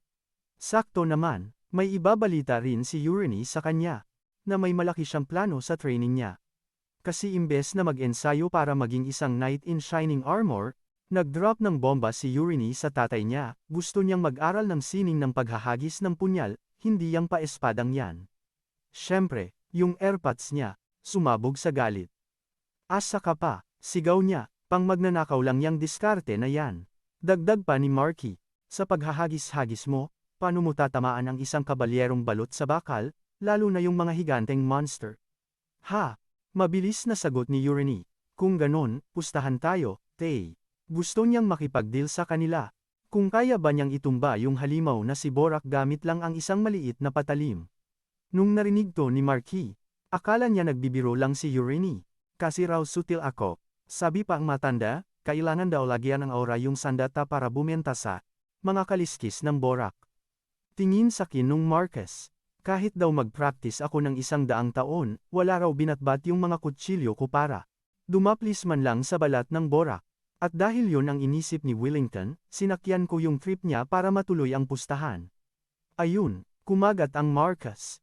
Pinatulan niya yung hamon ko, tapos tinanong ako ni Willington kung anong taya ko. Sabi ko sa kanya, pag napabagsak ko yung Borak gamit lang tong punyal ko, solo flight na ko sa training. Pero pag pumalpak ako, edi ako naman ang susunod sa trip ni Airpods. Dun kami nagkasundo sa usapan. Pagbalik ko sa kwarto, medyo gumaan ang loob ko nung nagets kong, hindi pa pala ako sinusumbong ni Aaron kay Airpods tungkol sa secret training ko. At dahil bukas na yung practical test, ako, sisiguraduhin kong madudurog yung kaliskis ng Borak. Para ready, nagdesisyon akong kailangan kong lumaklak ng ilang poisonous herbs. Para sigurado, di ba? Ang goal ko, i-level up tong Divine Arts sa pangatlong star. Sakto, pumasok si Aaron sa kwarto na may daladalang chika galing sa Marcus. Mukhang nakapili na raw si Airpods ng oras at lugar. Ang laban daw, sa tanghaling tapat. Kinabukasan, at gagamitin yung unang training hall. Tinanong ko naman kung alam niya yung detalye ng pustahan, at siya naman, umuo, kaso, hindi lang daw siya ang nakakaalam. Buong estado pala, alam na yung tungkol sa pustahan namin. Dahil diyan, pinagpipiestahan ako ng buong bayan, sigurado raw kasing mangangatog ang tuhod ko pagkaharap ko na yung Borak. Kwento pa ni Aaron, enjoy na enjoy daw ang lahat habang pinag-uusapan kung paano ako mapapahiya. Ako raw kasi ang black sheep ng bayan. Medyo na bad trip ako kaya tinanong ko si Aaron kung manonood ba lahat sa test. Sabi ni Aaron, yung Marcus daw. Pumayag, kaya parang fiesta daw sa dami ng tao sa training hall, napabuntong hininga na lang ako. Tapos tinanong ko si Aaron para sa opinion niya. Yumuko si Aaron at sinabing naniniwala siyang bukas ang araw na magpapasikat ako. Nung gabing yun, tinuloy ko yung plano at ni-level up ko yung Divine Arts sa pangatlong star. Kinabukasan, nagulat na lang ako nung napansin kong naging parang Coliseum, yung training hall sa dami ng tao. Bago pa magsimula yung show, sinabihan ko si AirPods na game na ko, pero sinabi ko ring parang may concert sa dami ng audience. Yung tatay ko naman, sabi niya sa Madge lang daw niya sinabi, pero ewan kung paano, naging viral yung chismis. Yung Marquez, sinabihan pa ko na galingan ko para hindi raw siya mapahiya. Nung ready na ang lahat, sinimulan na ng Madge yung ritual para tawagin yung Borak. Naging successful naman, at may halimaw na lumabas galing sa usok. Ako naman, na-excite na makita sa personal yung halimaw na ako mismo, bilang author, ang nag-imbento gamit lang ang laway ko. So yung Borak pala, isang sea monster na may taas na mga 150 sentimetro. Agad-agad, lumabas yung bicho mula sa summoning circle, at nagpanik na yung mga audience. Medyo nagulat ako sa itsura ng Borak kasi siya yung monster na naisip ko lang nung kumakain ako ng rockfish sashimi sa isang resto at na mental block ako. Sa kung anong monster ang isusulat ko. Wala akong naramdamang takot sa harap ng Borak kasi para sakin, ang cute niya kung tatanggalin mo yung mga braso. Bigla na lang, sumugod sakin yung halimaw. Muntik na kong matusok habang nakatulala ako, pero dahil sa mabilis kong reflexes, nailagan ko yung atake. Kasi naman, bigla na lang sumugod yung bicho nang walang sabi-sabi. O sige, seryosohan na to. Hinugot ni Urinin ang isa sa mga patalim niya, para lang subukan kung kakayanin itong tumagos sa balat ng Borak. Laking gulat niya, biglang may sumulpot na parang target sa harap niya, sakto sa isang parte ng katawan ng halimaw, at ang kutob ni Urini. Na yun siguro ang kahinaan ng buwisit na to. Para makasiguro, di na siya nagdalawang isip pa, at agad niyang ipinukol ang kutsilyo sa direksyon ng target. Swak, bumaon ng todo ang patalim, at napaungol sa sakit ang halimaw bago ito bumagsak sa lupa, todas agad. Ano ba yan? Isang tama lang, tumba agad. Parang nabitin pa si Urini na ganun lang kabilis natapos ang Borak. Samantala, yung Marquez at mga manunood, lahat sila nakanganga sa kanilang nasaksihan. Maya-maya lang, umugong na ang palakpakan at hiyawan sa buong hall dahil pinataob ni Urinin ang Borak. Pumasok naman ang mago sa training hall para i-anunsyo na si Urinin ang nagwagi laban sa Borak. Biglang tumayo ang Marquez at nagmamadaling nilapitan si Urini para usisain kung paano niya napatumba ang Borak sa isang tira lang. Nagkunwaring mahiyain, sinabi ni Urini na tinansya niya lang daw nang maigi kaya sa pool. Pero di talaga bumilib ang Marquez sa resulta, paano raw ba matutumba ang Borak sa isang saksak lang ng patalim? Imposible daw, yon, sigaw niya. Agad namang bumanat si Urine, tinanong kung may balak ba ang Marquez na uruman ang kanilang usapan. Sakto namang sumingit yung mago. Sinabi sa Marquez na sa braso ng Borak tumama ang tira ni Urine, sa mismong parteng. Walang kaliskis. Nang marinig yun, binulyawan ng Marquez si Urine. Ang sabi niya, kaya lang daw niya natalo ang halimaw. Ay dahil sa puro swerte. Tinamad nang makipagtalo si Ur sa airpot niya, kaya sinabi na lang niyang panalo pa rin siya sa pustahan. Tawagin man itong Chamba o hindi, tatalikod na sana si Urinin para umalis, pero hinarang siya ng tatay niya at sinabing kailangan nilang ulitin ang laban. Ayaw sana ni Urini. Pumayag, pero kung itataas ng Marquez ang pusta, abay game siya. Sabi niya, kapag nanalo ulit si Ur sa pangalawang round, ang makukuha raw niya ay nagmingning ang mga mata niya nang marinig na isang kahilingan ang premyo. Kaso, biglang binago ng Marquez ang patakaran. Hindi na raw Borak ang kanyang haharapin, kundi isang knight. Tinanong siya ng tatay niya kung payag siya sa bagong usapan, at umuo naman siya. Para kay Urini, wala namang problema kung sino man ang isabak sa kanya. Baka ito na nga ang pagkakataon niya, lalo na kung ang makakatapat niya ay si Kerox. Pero, pinalagpas niya muna ang tsansang iyon. Kailangan pa niya si Kerox para mag-abot ng pera kay Peru para mabili yung lason na kailangan niya. Kaya ang sabi ng Marquez, magsisimula muna sila sa isang bagitong night. Tinanong naman ni Urin ang tatay niya kung pwede bang siya ang pumili ng makakalaban niya, at pumayag naman ito. Walang paligoy-ligoy, si Clyde ang tinuro ni Ur na gusto niyang makatapat. Ilang sandali lang, hingal na dumating si Clyde sa arena.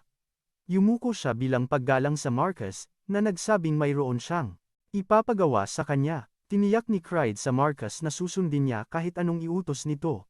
Sakto namang Itinuro ni Wellington ang sarili niyang anak at sinabi kay Clyde na turuan ng leksyon yung sakit ng ulo. Natigilan si Clyde nang marinig yun, at napansin yun ng Marcus. Agad siyang tinanong kung naduduwag ba siya, pero sinabi ni Clyde sa Marcus na, kayang-kaya niya ang utos. Bigla namang humirit ng nakakalokang alok si Urine, sabi niya kay Clyde, patalim lang ang ihahagis niya. Kapag nasangga nito lahat, panalo na si Clyde. Halos lumuwa ang mata ng Marcus sa narinig at, sinabihan si Clyde na bigyan ng leksyon ang mayabang niyang anak. Samantala, yung mga barkada ni Clyde sa arena, sinimulan na siyang kantiyawan. Na kapag natalo raw siya, wala siyang hapunan. May isa pang sumigaw na kailangan niyang tumakbo ng 100 ikot sa paligid ng training ground kapag nagpabaya siya. Bago pa man magsimula ang bakbakan, may narinig si Urine na boses ng isang babae mula sa mga manunood na may sinasabi sa kanya, kayang-kaya, please lang, pampagana lang to para kay Urine, sabay bunot ng dagger na parang wala lang, ready ng paglaruan si Clyde.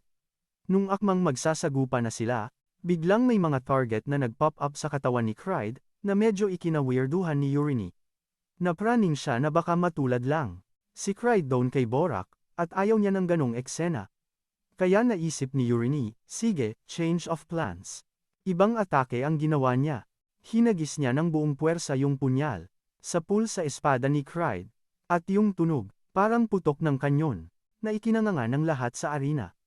Laglag yung punyal at pinulot agad ng Marquis, hindi makapaniwala kung paanong yung isang kakarampot na punyal ay kayang magpakawala ng ganong kalakas na sapak. Nayupi yung espada ni Clyde, halos mabitawan niya sa sobrang tindi ng impact. Parang wala lang nasabi ni Urine kay Creed, pampagana pa lang yan, pero gets na agad ang message, warning shot lang yon. Pinapamukha lang ni Urine sa kanya, na sa susunod, seryosohan na. Pero chill lang si Urine. Alam niyang di naman niya ikamamatay si Clyde sa trip niya, kasi extra lang naman to sa kwento. Hinagis na naman ni Urine yung punyal, at habang mabilis itong sumusugod kay Creed, sinubukan niyang i-block yun gamit ang espada, pero biglang boom. Isang malakas na pagsabog at makapal na usok. Gulat-gulat ang lahat, kahit pa yung Marquis. Paghupa ng usok, kitang-kita yung itsura ni Clyde basag na basag, pati yung espada niya. Durog. Nalaglag yung espada ni Clyde mula sa kamay niya, tapos biglang sumulpot yung airpat niyang Marquis. Gusto daw makipag-usap ng sila lang, pero sinupalpal lang siya ni Urine at pinaalala sa tatay niya na hindi pa tapos ang laro kasi may isa pa siyang tira. Halatang halata yung kaba sa mga mata ni Wellington, at sinabi niya yon kay Urine. Pero ang sagot lang ni Urine, bakit di natin itanong kay Clyde? Tapos, lumapit siya dito. Sinabihan siyang tumingala, at tinanong, ano na, aayaw ka na lang ba ng ganyan? Pinaalala ni Urine kay Clyde na siya ay isang knight in training at di dapat ganito ang ending niya, dahil ang pagbibigay ng malinaw na tapos sa laban. Ang totoong galawan ng isang knight. Tinanong ulit ni Urine si Clyde, susuko ka na? Napautal si Clyde bago humirit ng isang bagong espada. Biglang may lumabas na aura sa paligid ni Clyde, sign na hindi pa siya tapos makipaglaro. Lahat, pati yung Marquis, ay napanganga na si Clyde, na trainee pa lang, ay nag-activate na ng kanyang aura. So, ito pala talaga yung plano ni Urine from the start. May special skill kasi si Clyde, yung berserker, na lumalabas lampak, gipit na sitwasyon. At ngayong mas makunat na si Clyde dahil sa aura at berserker mode niya, naisip ni Urine na oras na rin para mag-level up ng galawan. Sumigaw si Clyde kay Urine, tira na, pero yung Marquis ay di makapaniwala na nakapag-summon si Clyde ng aura na kasing lakas ng sa isang high-ranking na knight. Iniisip niya kung anong trip ng anak niya sa sitwasyong to. Tinutok ni Urine yung punyal niya at hinagis. Pero, this time, iba yung ikot ng punyal habang papalapit kay Clyde. Gulat na gulat si Clyde at napraning, nagtataka kung bakit ang punyal ay ang kupad, di tulad ng mga nauna. Na bad trip si Clyde, akala niya pinaglalaruan lang siya ni Urine. Kaya naman, nag-decide siyang itaas yung espada para i-block yung punyal, pero bago pa tumama, bigla itong kumabig at umiwas sa espada niya. Wala nang nagawa si Clyde, sa pool sa balikat. Pero, parang kusa namang nagminor yung punyal, bago pa nito durugin yung buto sa balikat niya. Kahit na ramdam pa rin ni Clyde, yung matinding sakit habang napapaluhod siya, at napapasigaw sa sakit. Tulala ang lahat sa nasaksihan nila, nagtataka kung anong nangyari. Kasi yung punyal, sobrang.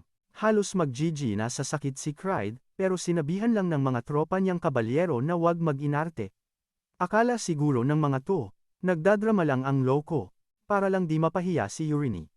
Ang di nila alam, sinadya talaga ni Urine na bombahin ng mas matinding internal energy yung huling banat niya.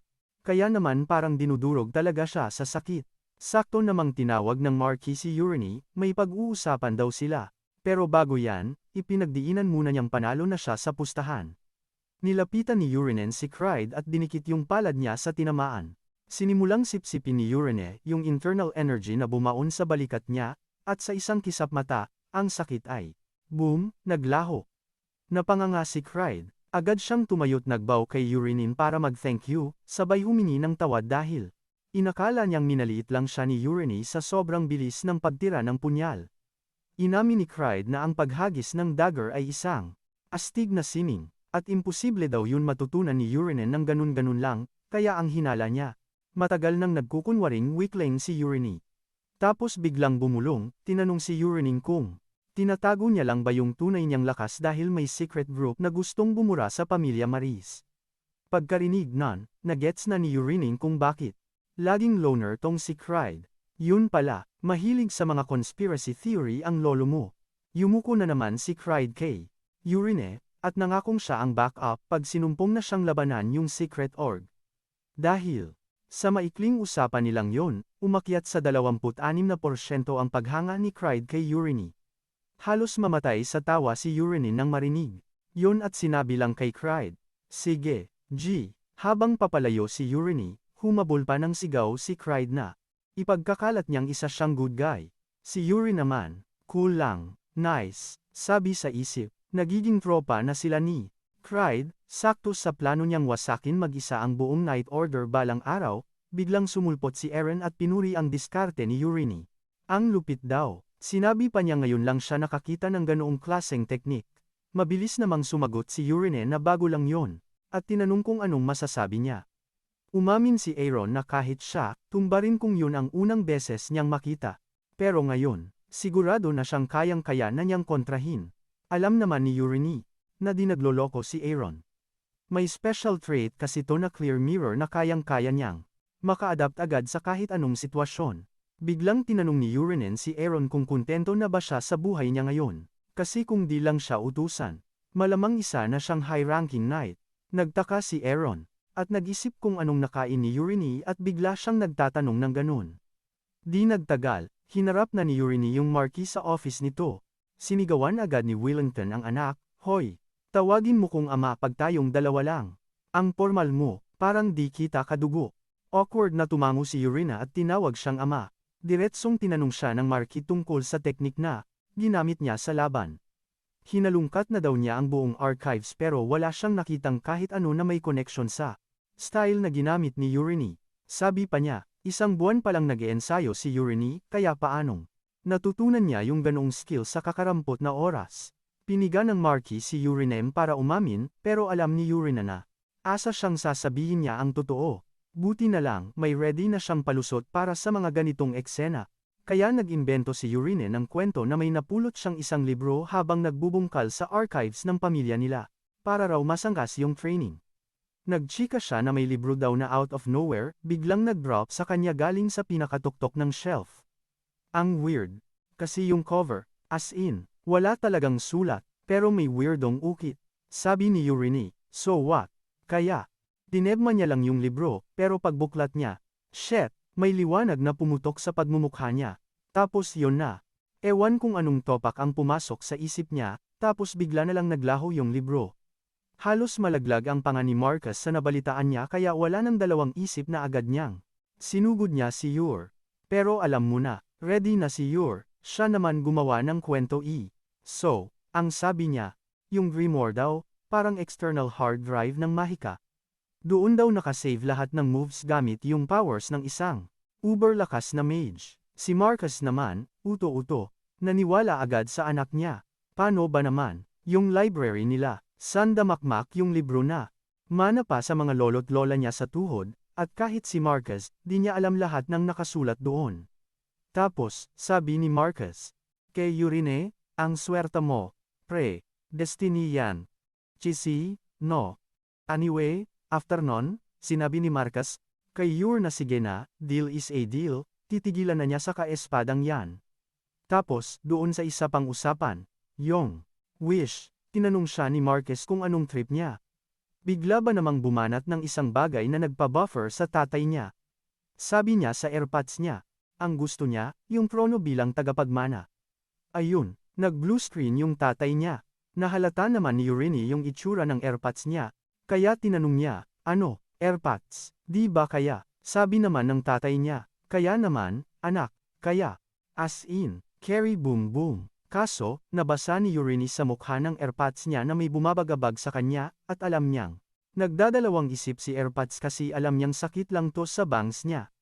Ang daming epal sa teritoryo nila na siguradong kokontra sa desisyon, lalo na yung kina na yun.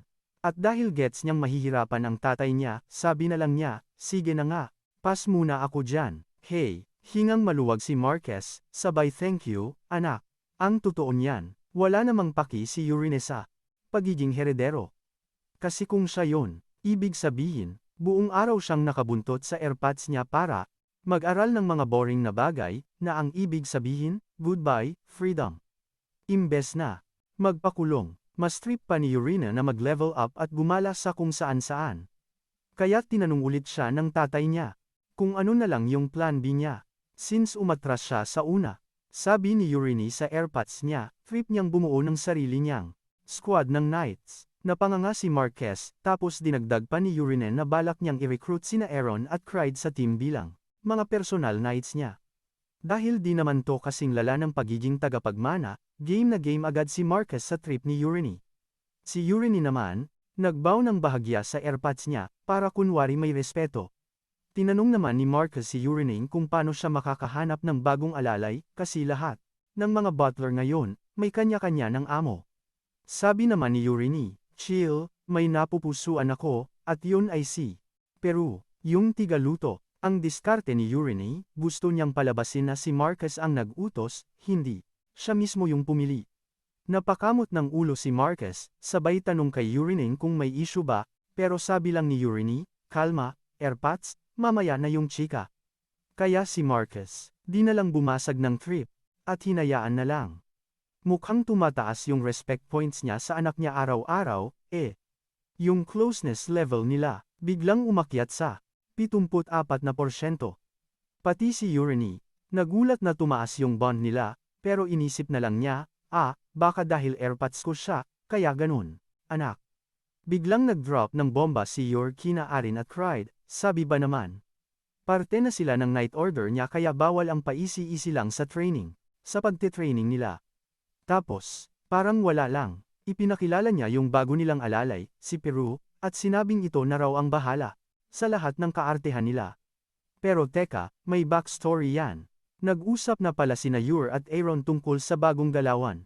Itong si Yor, inamin kay Aaron na espiya pala yang si Peru, kaya pala siya ang biglang naging butler. Si Yor, nilaglag niya na pinadala raw si Peru ni Nakina at Kerox para idedo siya. Halos mahulog ang panga ni Aaron sa narinig niya.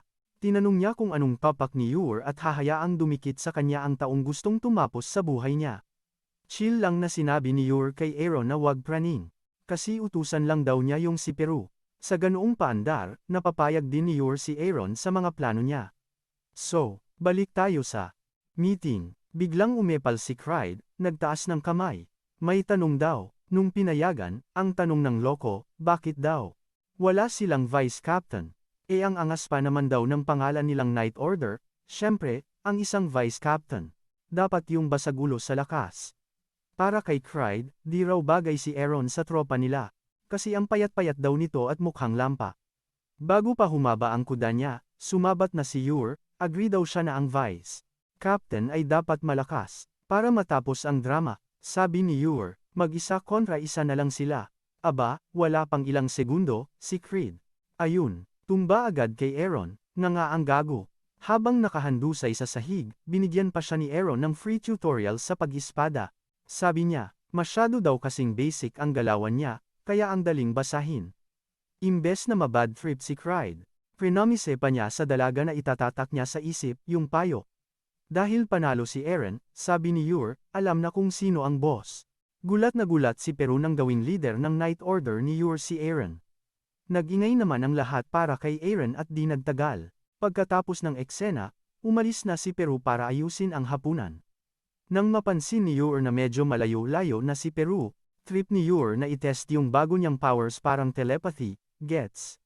Pwede niyang kausapin yung target sa isip lang.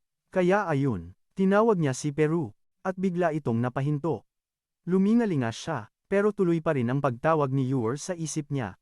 Halos mabaliw na si Peru hanggang sa bulyawan siya ni Yor, dahil mukha na siyang tanga. Tinanong ni Peru kung kinukulam ba siya ni Yor, pero paliwanag ng Mokong, simpleng communication magic lang daw yun. Dito na nagsimulang magduda si Peru na may something kay Yor, dahil hindi man lang ito tinatabla ng lason at ang weirdo pa ng mga galawan niya. Sabi ni Yor kay Peru, bahala siya kung anong gusto niyang paniwalaan, basta ang importante.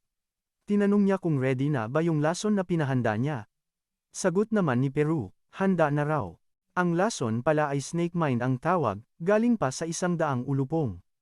Kahit na magaling si Peru, halos bumigay na siya sa pag-prepare nito.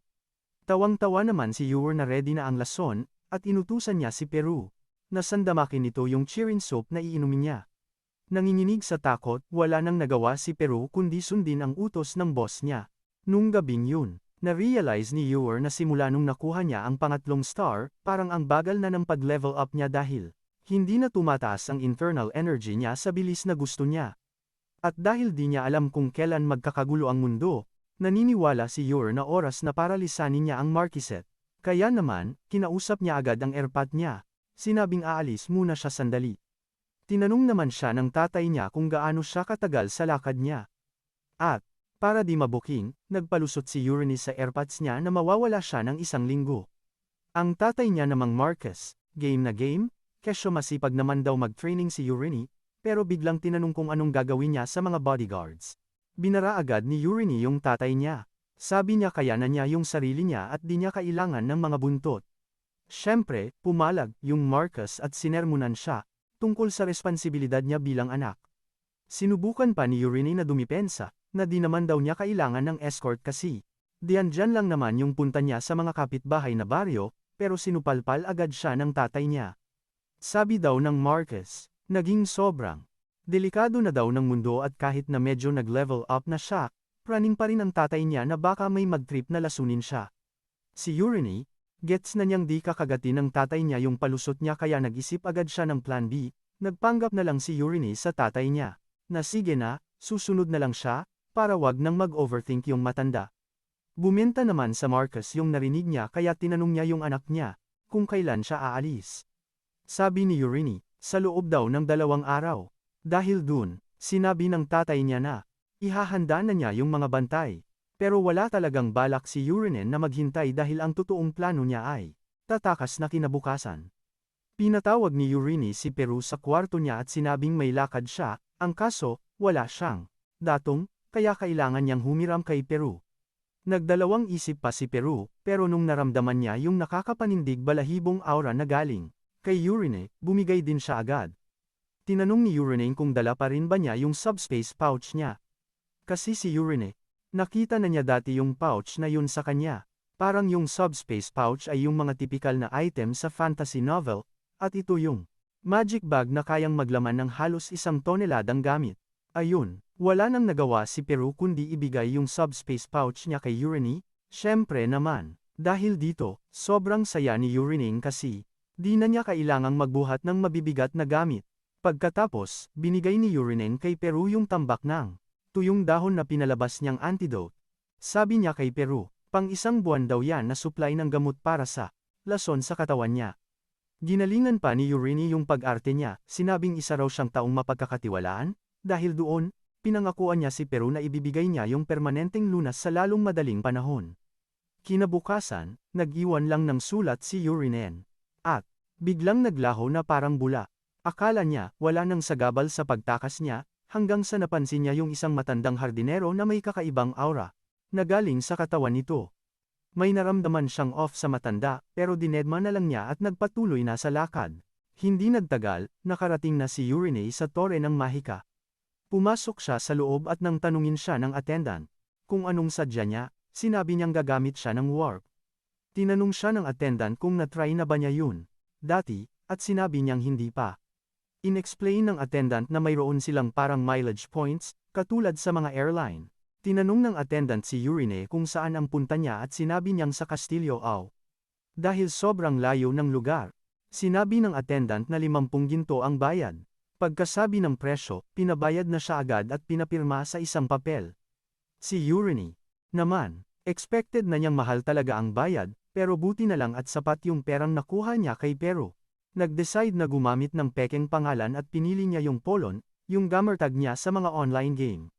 Pagkatapos niyang mag-sign up, dinala si Urinen sa kwarto kung nasaan yung warping machine. Sinabihan siya ng attendant na kapag nakarinig siya ng katok, ibig sabihin, nakarating na siya sa destinasyon niya. Umakyat si Urine sa makina at bigla itong nagbuganang. Parang kidlat sa bilis. Isang kurap lang, biglang sumulpot si Urine sa destinasyon niya. Bungad sa kanya agad yung attendant. Sabay sabi, na nasa Au Castle na raw siya. Napailing na lang si Urine, di makapaniwala. Wala siyang naramdaman, as in, zero. Sabi naman sa kanya nung gurang, na ganun daw talaga yon. Sinet up daw kasi ng Tower of Magic yung warping machine para magkaroon ng tinatawag nilang warping sensation. Warping sensation, seryoso ba to? Halos mabilaukan sa tawa si Urine sa pangalan. Sa isip-isip niya, baka siya pa nga nagpangalan yan. Imbes na, isang mas angas na pangalan. Tulad ng Ride Comfort. Good luck, sabi na lang nung attendant. Tapos pinalabas na si Urine mula sa Tower of Magic. So ayun, nasa Asai Castle na si Urine. Sa Western Region ang layo sa pinanggalingan niya. Grabe, ibang-iba ang trip ng lugar. Sobrang iba sa bayan niya, at siksikan sa tao. Pero kebs lang siya dyan. Wala siyang paki. Kasi ang totoong misyon niya ay hanapin yung eskinita ng mga panday. Nag-usisa siya sa mga taong kalye at tinuro naman sa kanya kung saan. Nagsimula ng maglibot si Uranus sa mga eskinita pero zonk, di niya makita yung hinahanap niya.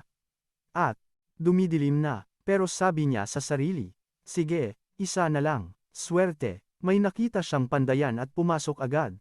Tinanong niya, yung nagbabantay kung may alam siyang Unicorn Forge. Sagot naman ng mama kay Urine, nga nga raw. Wala daw ni isang may ganong pangalan sa lugar nila. Napakamot ulo tuloy si Urine. Akala niya, baka sablay yung info niya, pero habang nag-iisip siya, biglang humirit yung lalaki na, yun daw sana ang ipapangalan niya sa shop niya. Pagkarinig no ni Urine, agad niyang ginamit yung Creator's Eye sa lalaki. At boom, nalaman niyang Jerenau pala ang pangalan ng loko at isa siyang living legend na panday. Napangisi si Urine, parang nag-jackpot. Alam na niya, sa wakas, nasa tamang spot siya, kaya si Urine ay nagsabing pasilip naman ng mga obra niya, at go naman si Jiren. Habang tinitingnan nila yung mga armas, biglang tinanong ni Urinen si Juro, kung kumusta ang racket niya. Umamin si Juro na di pa raw ganun kalupit yung skills niya, kaya napadpad siya sa tagong eskinita. Ang totoo raw, yung mga customer, tingin-tingin lang tapos chupi agad. Dahil walang benta, inamin ni Jiren, na di niya alam kung hanggang kailan pa siya tatagal. Tapos, biglang napansin ni Urine yung mga espadang nakasabit sa pader. Yung isa, isang Wind Spirit Sword, may blessing ng Wind Spirit na si Sylph. Kayang-kaya ng espada na i-boost yung attack speed, movement speed, at agility mo. Yung isa naman, Flame Spirit Great Sword. Itong espadang to, ay may blessing naman ng isang Lesser Fire Spirit, si Salamander. Ito naman, pampabuff ng stamina, lakas, at endurance. Tinanong ni Urine si Jiren kung siya ba gumawa noon, at oo naman siya. Kaso, ang tingin daw niya, pagkatapos niyang gawin, epic fail daw ang kinalabasan. Naging sobrang bigat daw kasi ng mga espada, na kahit yung mga batak na sa lakas, di kayang buhatin. Kaya ayun, nilalangwo. Pero pagkasabi niya noon, alam na ni Urine, na hindi naman kasalanan ni Jiren yon. Bumigat lang yung mga espada kasi mga wannabe lang yung humahawak. Ang totoo niyan, yung espada, lalabas lang yung tunay na power niya sa tamang may-ari. At dahil alam to ni Urine, sinabi niya kay Jiren na, bibilhin niya yung mga espada, na ikinashook ni Jiro. Akala kasi ni Jiro, mga basura lang yung gawa niya. Pero alam ni Uren na yung dalawang espada ay swak na swak para kina Aaron at Clyde. Pero di pa tapos ang party. May iba pang treasure na hinahanap si Uranie. Bigla, tinanong ni Uranie, yung panday kung may mga luma at kinakalawang siyang armas. May isang tumpok si Juro at nilabas niya lahat. Nagtaka si Juro kung anong trip ni Uranie. Para kay Uranie, mga tsaka na lang yung mga yun, basically, basura. Saktong-sakto sa trip niya, kaya yung ngisi niya abot tenga. Dinukot niya yung kamay niya sa tambakan tapos dinampot yung isang punyal. Sabi niya kay Juro, bet ko to. Nagloading naman si Juro kasi. Di naman daw siya ang gumawa ng punyal na yon. Napulot lang daw niya sa kung saang bodega, wala siyang kaalam-alam kung paano napadpad dun. Nashock si Jiren nung sinabi ni Urinen na kukunin niya yung punyal kasama nung mga espadang sablay. Naisip tuloy ni Jiren na mga reject na gamit lang pala ang hanap ng mokong na to. Sabi ni Jiren kay Uranie, bigyan na lang siya ng 2 gintong barya at libre na sa kanya ang punyal. Tawang-tawa si Uranie sa isip-isip niya na isahan niya yung kawawa. Siya lang kasi ang may alam sa tunay na A-level na halaga ng armas na hawak niya. Doon din nag-click sa isip niya. Hindi lang pala yung mga gamit ang kailangan niya, kundi yung mismong gumagawa. Si Uranie naman, binigyan siya ang offer na di niya matatanggihan. Isara mo na yang shop mo, sakin ka na lang mag-work. Aminin mo na kasi, lugi ka na, diba? Sabi niya. Ayun, na mental block si Jiren sa alok. Wala siyang masabi, parang na-disconnect yung utak. Umamin si Jiren na sumagi na rin sa isip niyang mag-pull out, pero di niya inexpect na may ganitong plot twist na darating. Dahil dun, naisip ni Urinen na, okay, intro time. Nagpakilala si Urinen sa panday bilang ang di matatalong sibat, ang OG protector ng South. Pagkatapos ng astig niyang title, sa kanya binagsak yung totoo niyang pangalan. Si Juro, parang nag-glitch nung nalaman niyang kausap niya yung anak ni Maris. Walang dalawang isip, bagsak luhod agad, at nagsorry ng todo kay Uranie. Sabi niya, di niya akalain na isang big time yung papasok sa basurahan niyang shop. Pinapatayo naman siya ni Uranie, pero ayaw paawat ng lolo mo. Nag-insist na sabihin na ni Uranie yung pakay niya habang nakasugsog yung mukha niya sa sahig. Nung nagets ni Uranie na wala siyang choice, di bumanat na lang siya. Pagkatapos marinig lahat ng sinabi ni Uranie, tinanong siya ni Jiren kung bakit naman niya tutulungan ang isang tulad niya, at ang sagot ni Uranie, simple lang, Lods. May hidden talent ka kasi. Literal na napanganga si Joro nung narinig yun kay Uranie, kasi for real, di niya kailanman nakita ang sarili bilang isang talentadong panday, lalo na't lagi siyang napapagalitan ng master niya. Sabi ni Uranie, naikot na niya yung ibang mga shop, pero yung kay Juro daw, iba yung tama. Tinanong siya ni Juro kung bakit, at sinabi ni Uranie na, dahil sa puso. In-explain ni Uranie na kitang-kita niya yung passion niya sa paggawa ng sandata, yung grabe niyang effort sa bawat detalye. Dahil dito, sabi ni Uranie, one day, magigising ka na lang, legend ka na. Ang totoo, puro charot lang yun ni Uranie, pero umasa siyang maniniwala si Jiro, at swerte niya, bumenta nga yung palusot niya, at sabi ni Jiren, game, G ako sayo. Pagkatapos, nasabi ni Jiro na iba pala si Uranie sa mga naririnig niyang chika. Tungkol sa kanya, naisip ni Uranie, eto na, flex time. Kaya pinanood lang ni Juro si Uranie habang tinusok yung daliri niya gamit yung punyal tapos bumulong ng gising. Yun pala, yung punyal ay ang relic of 1,000 forms, si Agnes. Halos mahulog, yung panga ni Juro nung biglang lumutang, yung punyal na may pa-white aura, effect pa. Ang panday, nag-buffer na yung utak kung anong magic yung nangyayari. Yun pala, yung weapon ay isang legendary sword, na may sariling isip. At dapat, sana yung bida, yung makakakuha nito.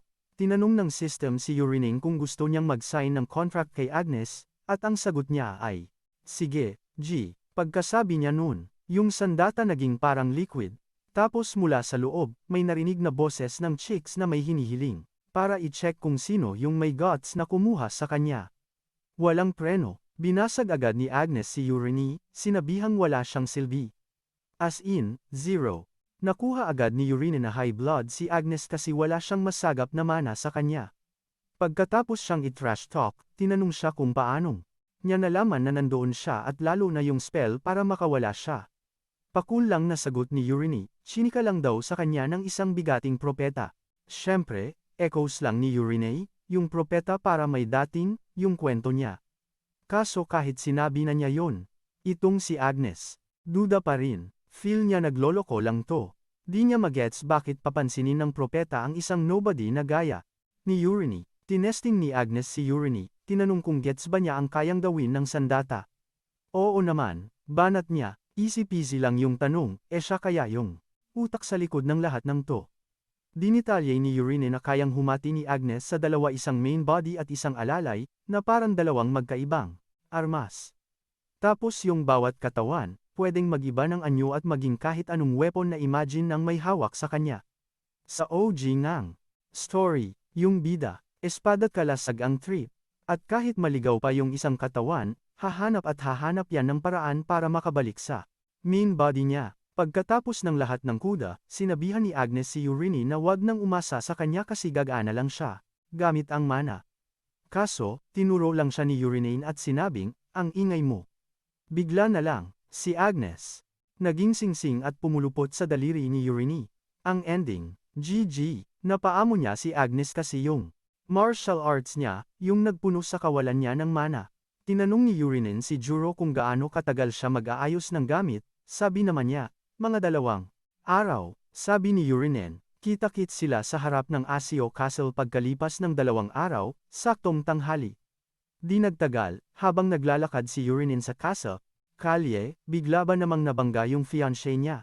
Parehas silang nashock, at tinanong agad ni Ilya kung anong trip ni Urine sa lugar na yun. Parang gusto nang mag-log out sa Earth si Urine nung makita niya si Ilya. Sa lahat ng pwedeng makita, siya pa talaga. Itong si Urine. Nag-gets agad na parang deja vu. Yung eksena dito rin nakilala ni Ilya. Yung bida sa OG story. Biglang pumasok sa isip ni Urine, na parang nag-iba na yung script ng kwento habang naglalag pa yung utak niya. Si Ilya naman, kinulit na naman siya kung anong ginagawa niya doon. Tawang awkward na lang si Urinen bago sabihing napadaan lang para maghanap ng panday. Banat ni Ilya, sangkatutak na panday sa pamilya namin, at umuulang si Urine, pero sinabi niyang trip niyang humanap ng sarili niyang tao. Sabi pa ni Ilya, sana raw tinulungan na lang siya kung nagsabi lang siya agad, pero binaras siya ni Urine, sinabing di na kailangan, kasi nahanap na niya yung bet niya para sa trabaho. At sakto, parang kabuting sumulpot si Juro sa eksena. Ipinakilala ni Urine si Juro sa fiancé niya. After noon, yung hepe ng mga bantay ni Ilya, si Mosk, inusisa siya. Kung sino yung kachika niya. Nung sinabi niyang si Urine, para siyang na high blood. Biglang nagpanik si Mosk sa harap ni Urine. At nagpakilala na kulang na lang sabihin yung buong biodata niya. Binati rin siya pabalik ni Urine. Pero kahit di pa, yun nagsasalita. Alam na ni Urine kung sino tong nasa harap niya. Like, hello, siya kaya yung author, kaya kabisado niya lahat ng characters sa kwento niya. Itong si Urine, alam na isa lang siyang extra na may issue sa mga mahihirap. Sa pagkakaalala niya, dapat iba ang ganap. Sa part na to ng nobela, may isang nakahudi daw dapat nahaharang kay Musk habang nasa biyahe sila. Tapos, babasagin ni Musk yung tao, pero biglang susulpot yung bida. Magsisimula na sana yung rumble, pero biglang e-eksena si Ilya para pigilan sila. At doon mag-uumpisa yung patchisi na love story nilang dalawa. Pagkatapos nun, yung bida. So yun na nga, binuhat niya si Ilya sa gitna ng aklas at sa totoo lang, siya ang nagligtas dito mula sa pagiging abo. Paano ba naman? Di niya malocate yung hero para sumaklolo, kaya na-gets ni Eurizas na wala ng urungan. Kailangan niyang iligtas si Ilya bago pa maging chicharon. Tapos, biglang nagtanong si Urine kay Ilya, kung saan ang gala nila, at ang sagot, may kumakalat daw na balita na may mga orc na nanggugulo malapit sa Aso Castle. Mukhang yung mga orc ay dumadami na parang peste, kaya si Ilya at yung crew niya, inatasang i-GG na sila. Sakto, sumingit si Yor ng request kay Ilya, na kung carry lang, pasabit naman daw siya. Si Ilya, literal na nga, di ma-process. Tinanong niya kung anong drama at bakit trip niyang sumama. Chill lang yung sagot ni Urine, gusto lang daw magka-experience sa rambulan kasi bagito pa lang siya. Bukod pa roon, sinabi niya kay Ilya na gusto niyang i-check kung gaano talaga siya kaangas. Siyempre, binalaan siya ni Ilya na deleksyon, pero si Urine Parang whatever lang ang vibe at siniguradong kaya niyang mag-isa kahit mukha siyang sakitin.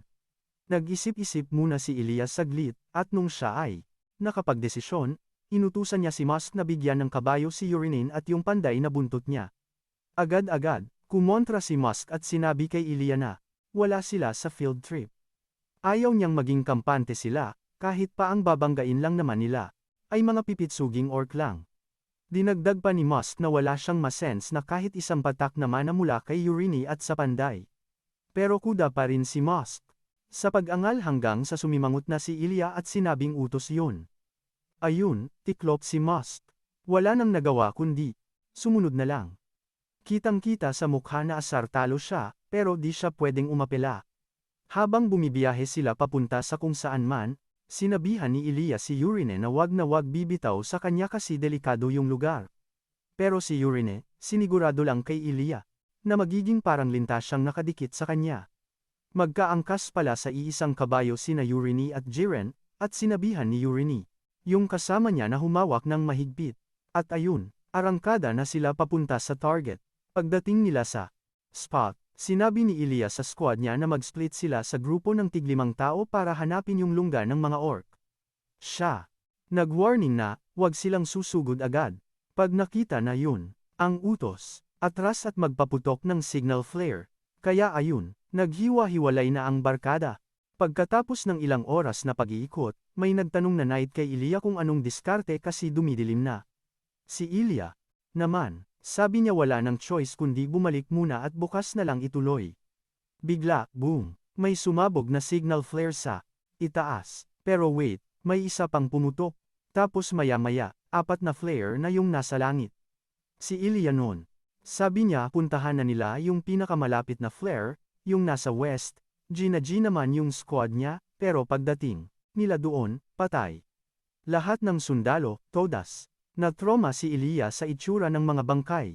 Isa sa mga sundalo niya yung nakapansin na durog, yung mga armor, kaya napaisip sila kung anong klaseng sandata ang gumawa noon sa kanila.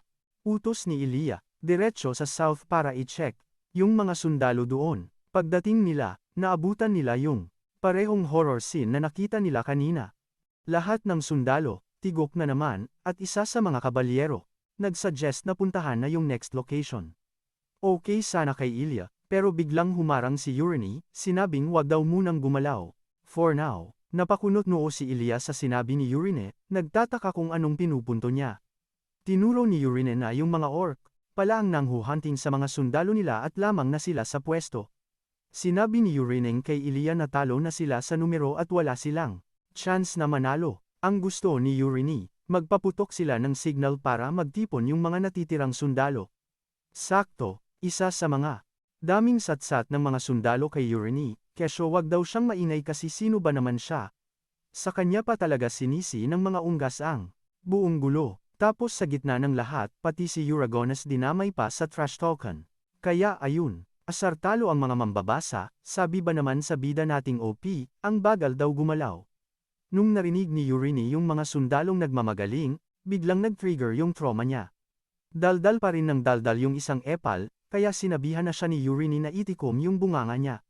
Bago pa makaporma, sinampola na agad siya ni Urine ng isang banat. Ayun, tumba mula sa kabayo. Sinabihan pa siya ni Urine na wag siyang feeling at alamin kung sino lang siya, at manahimik na lang kung nasaan siya. Walang nagawa, yung sundalo kundi sumunod kay Urine na parang amo, di na kasi makagalaw eh. Pagkatapos nun, sabi lang ni Urine, manood ka lang. Tinaas ni Urine yung kamay niya, at bigla na lang nakakilos ulit yung goon. Sa original na story, si Ilya kasi, walang pake sa bida at gulang sa sarili niyang trip. Pero ngayon, titingnan ni Urine kung may plot twist bang mangyayari. This time around. Tinanong niya si Ilya kung anong balak niya. Shook, pero kumampi si Ilya kay Urine at sinabihan yung mga alipores niya. Napasabugin na, yung asul na signal flare, now na. Pinapapunta niya lahat ng tropa sa pwesto nila. Sumunod naman yung mga sundalo. Sa utos at pinilaw na yung mga flare sa langit.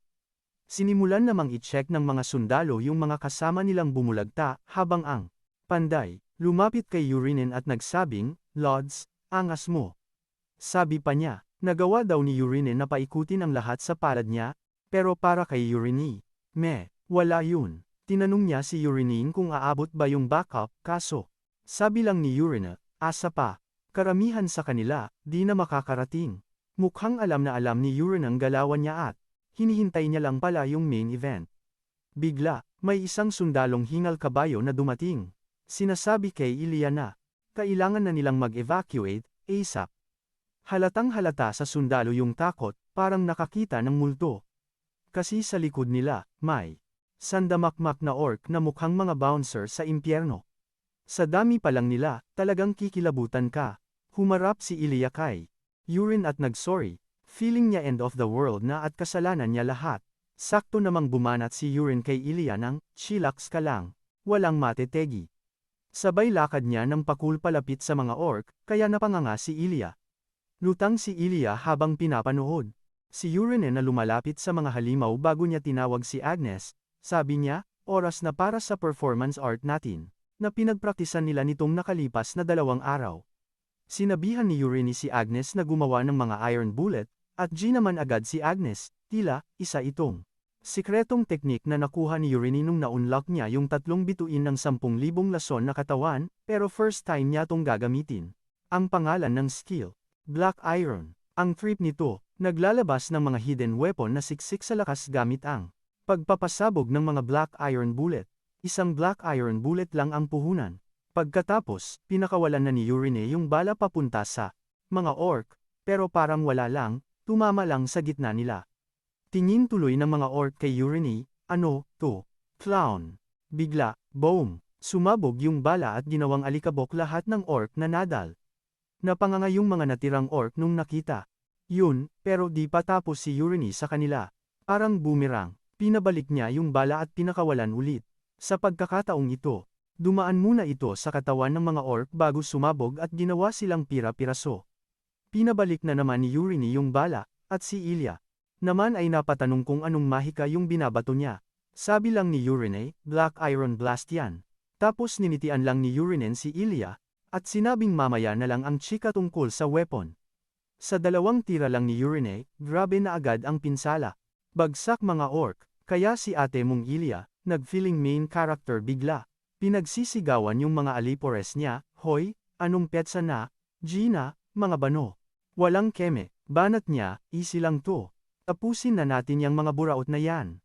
Ayun, si Ilya, biglang nag-super saiyan, sabay sugod, humataw agad siya, tapos yung mga feinies niya.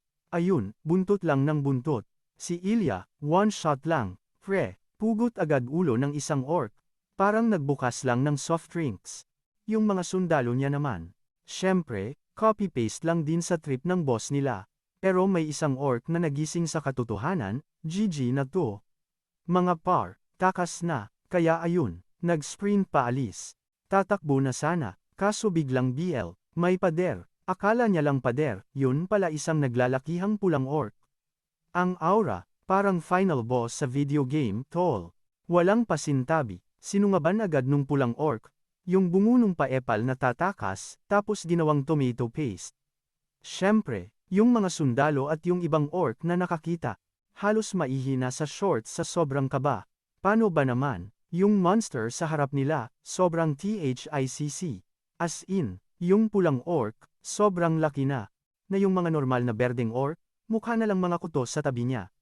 Tapos yung daladalang laruan, tall, kasing taas ng building, pero kebs lang si Urin. Walang pake. Di man lang natinag. Parang nabasa na niya yung script. Hinihintay lang pala niya yung VIP, yung pulang orc na si Karuda. Alam na ni Urin na GG na sila lahat. Maliban na lang kung makuha nila sa one-hit wonder si Karuda. At dapat mangyari yun ASAP. As in, now na. Hindi mamaya, hindi bukas.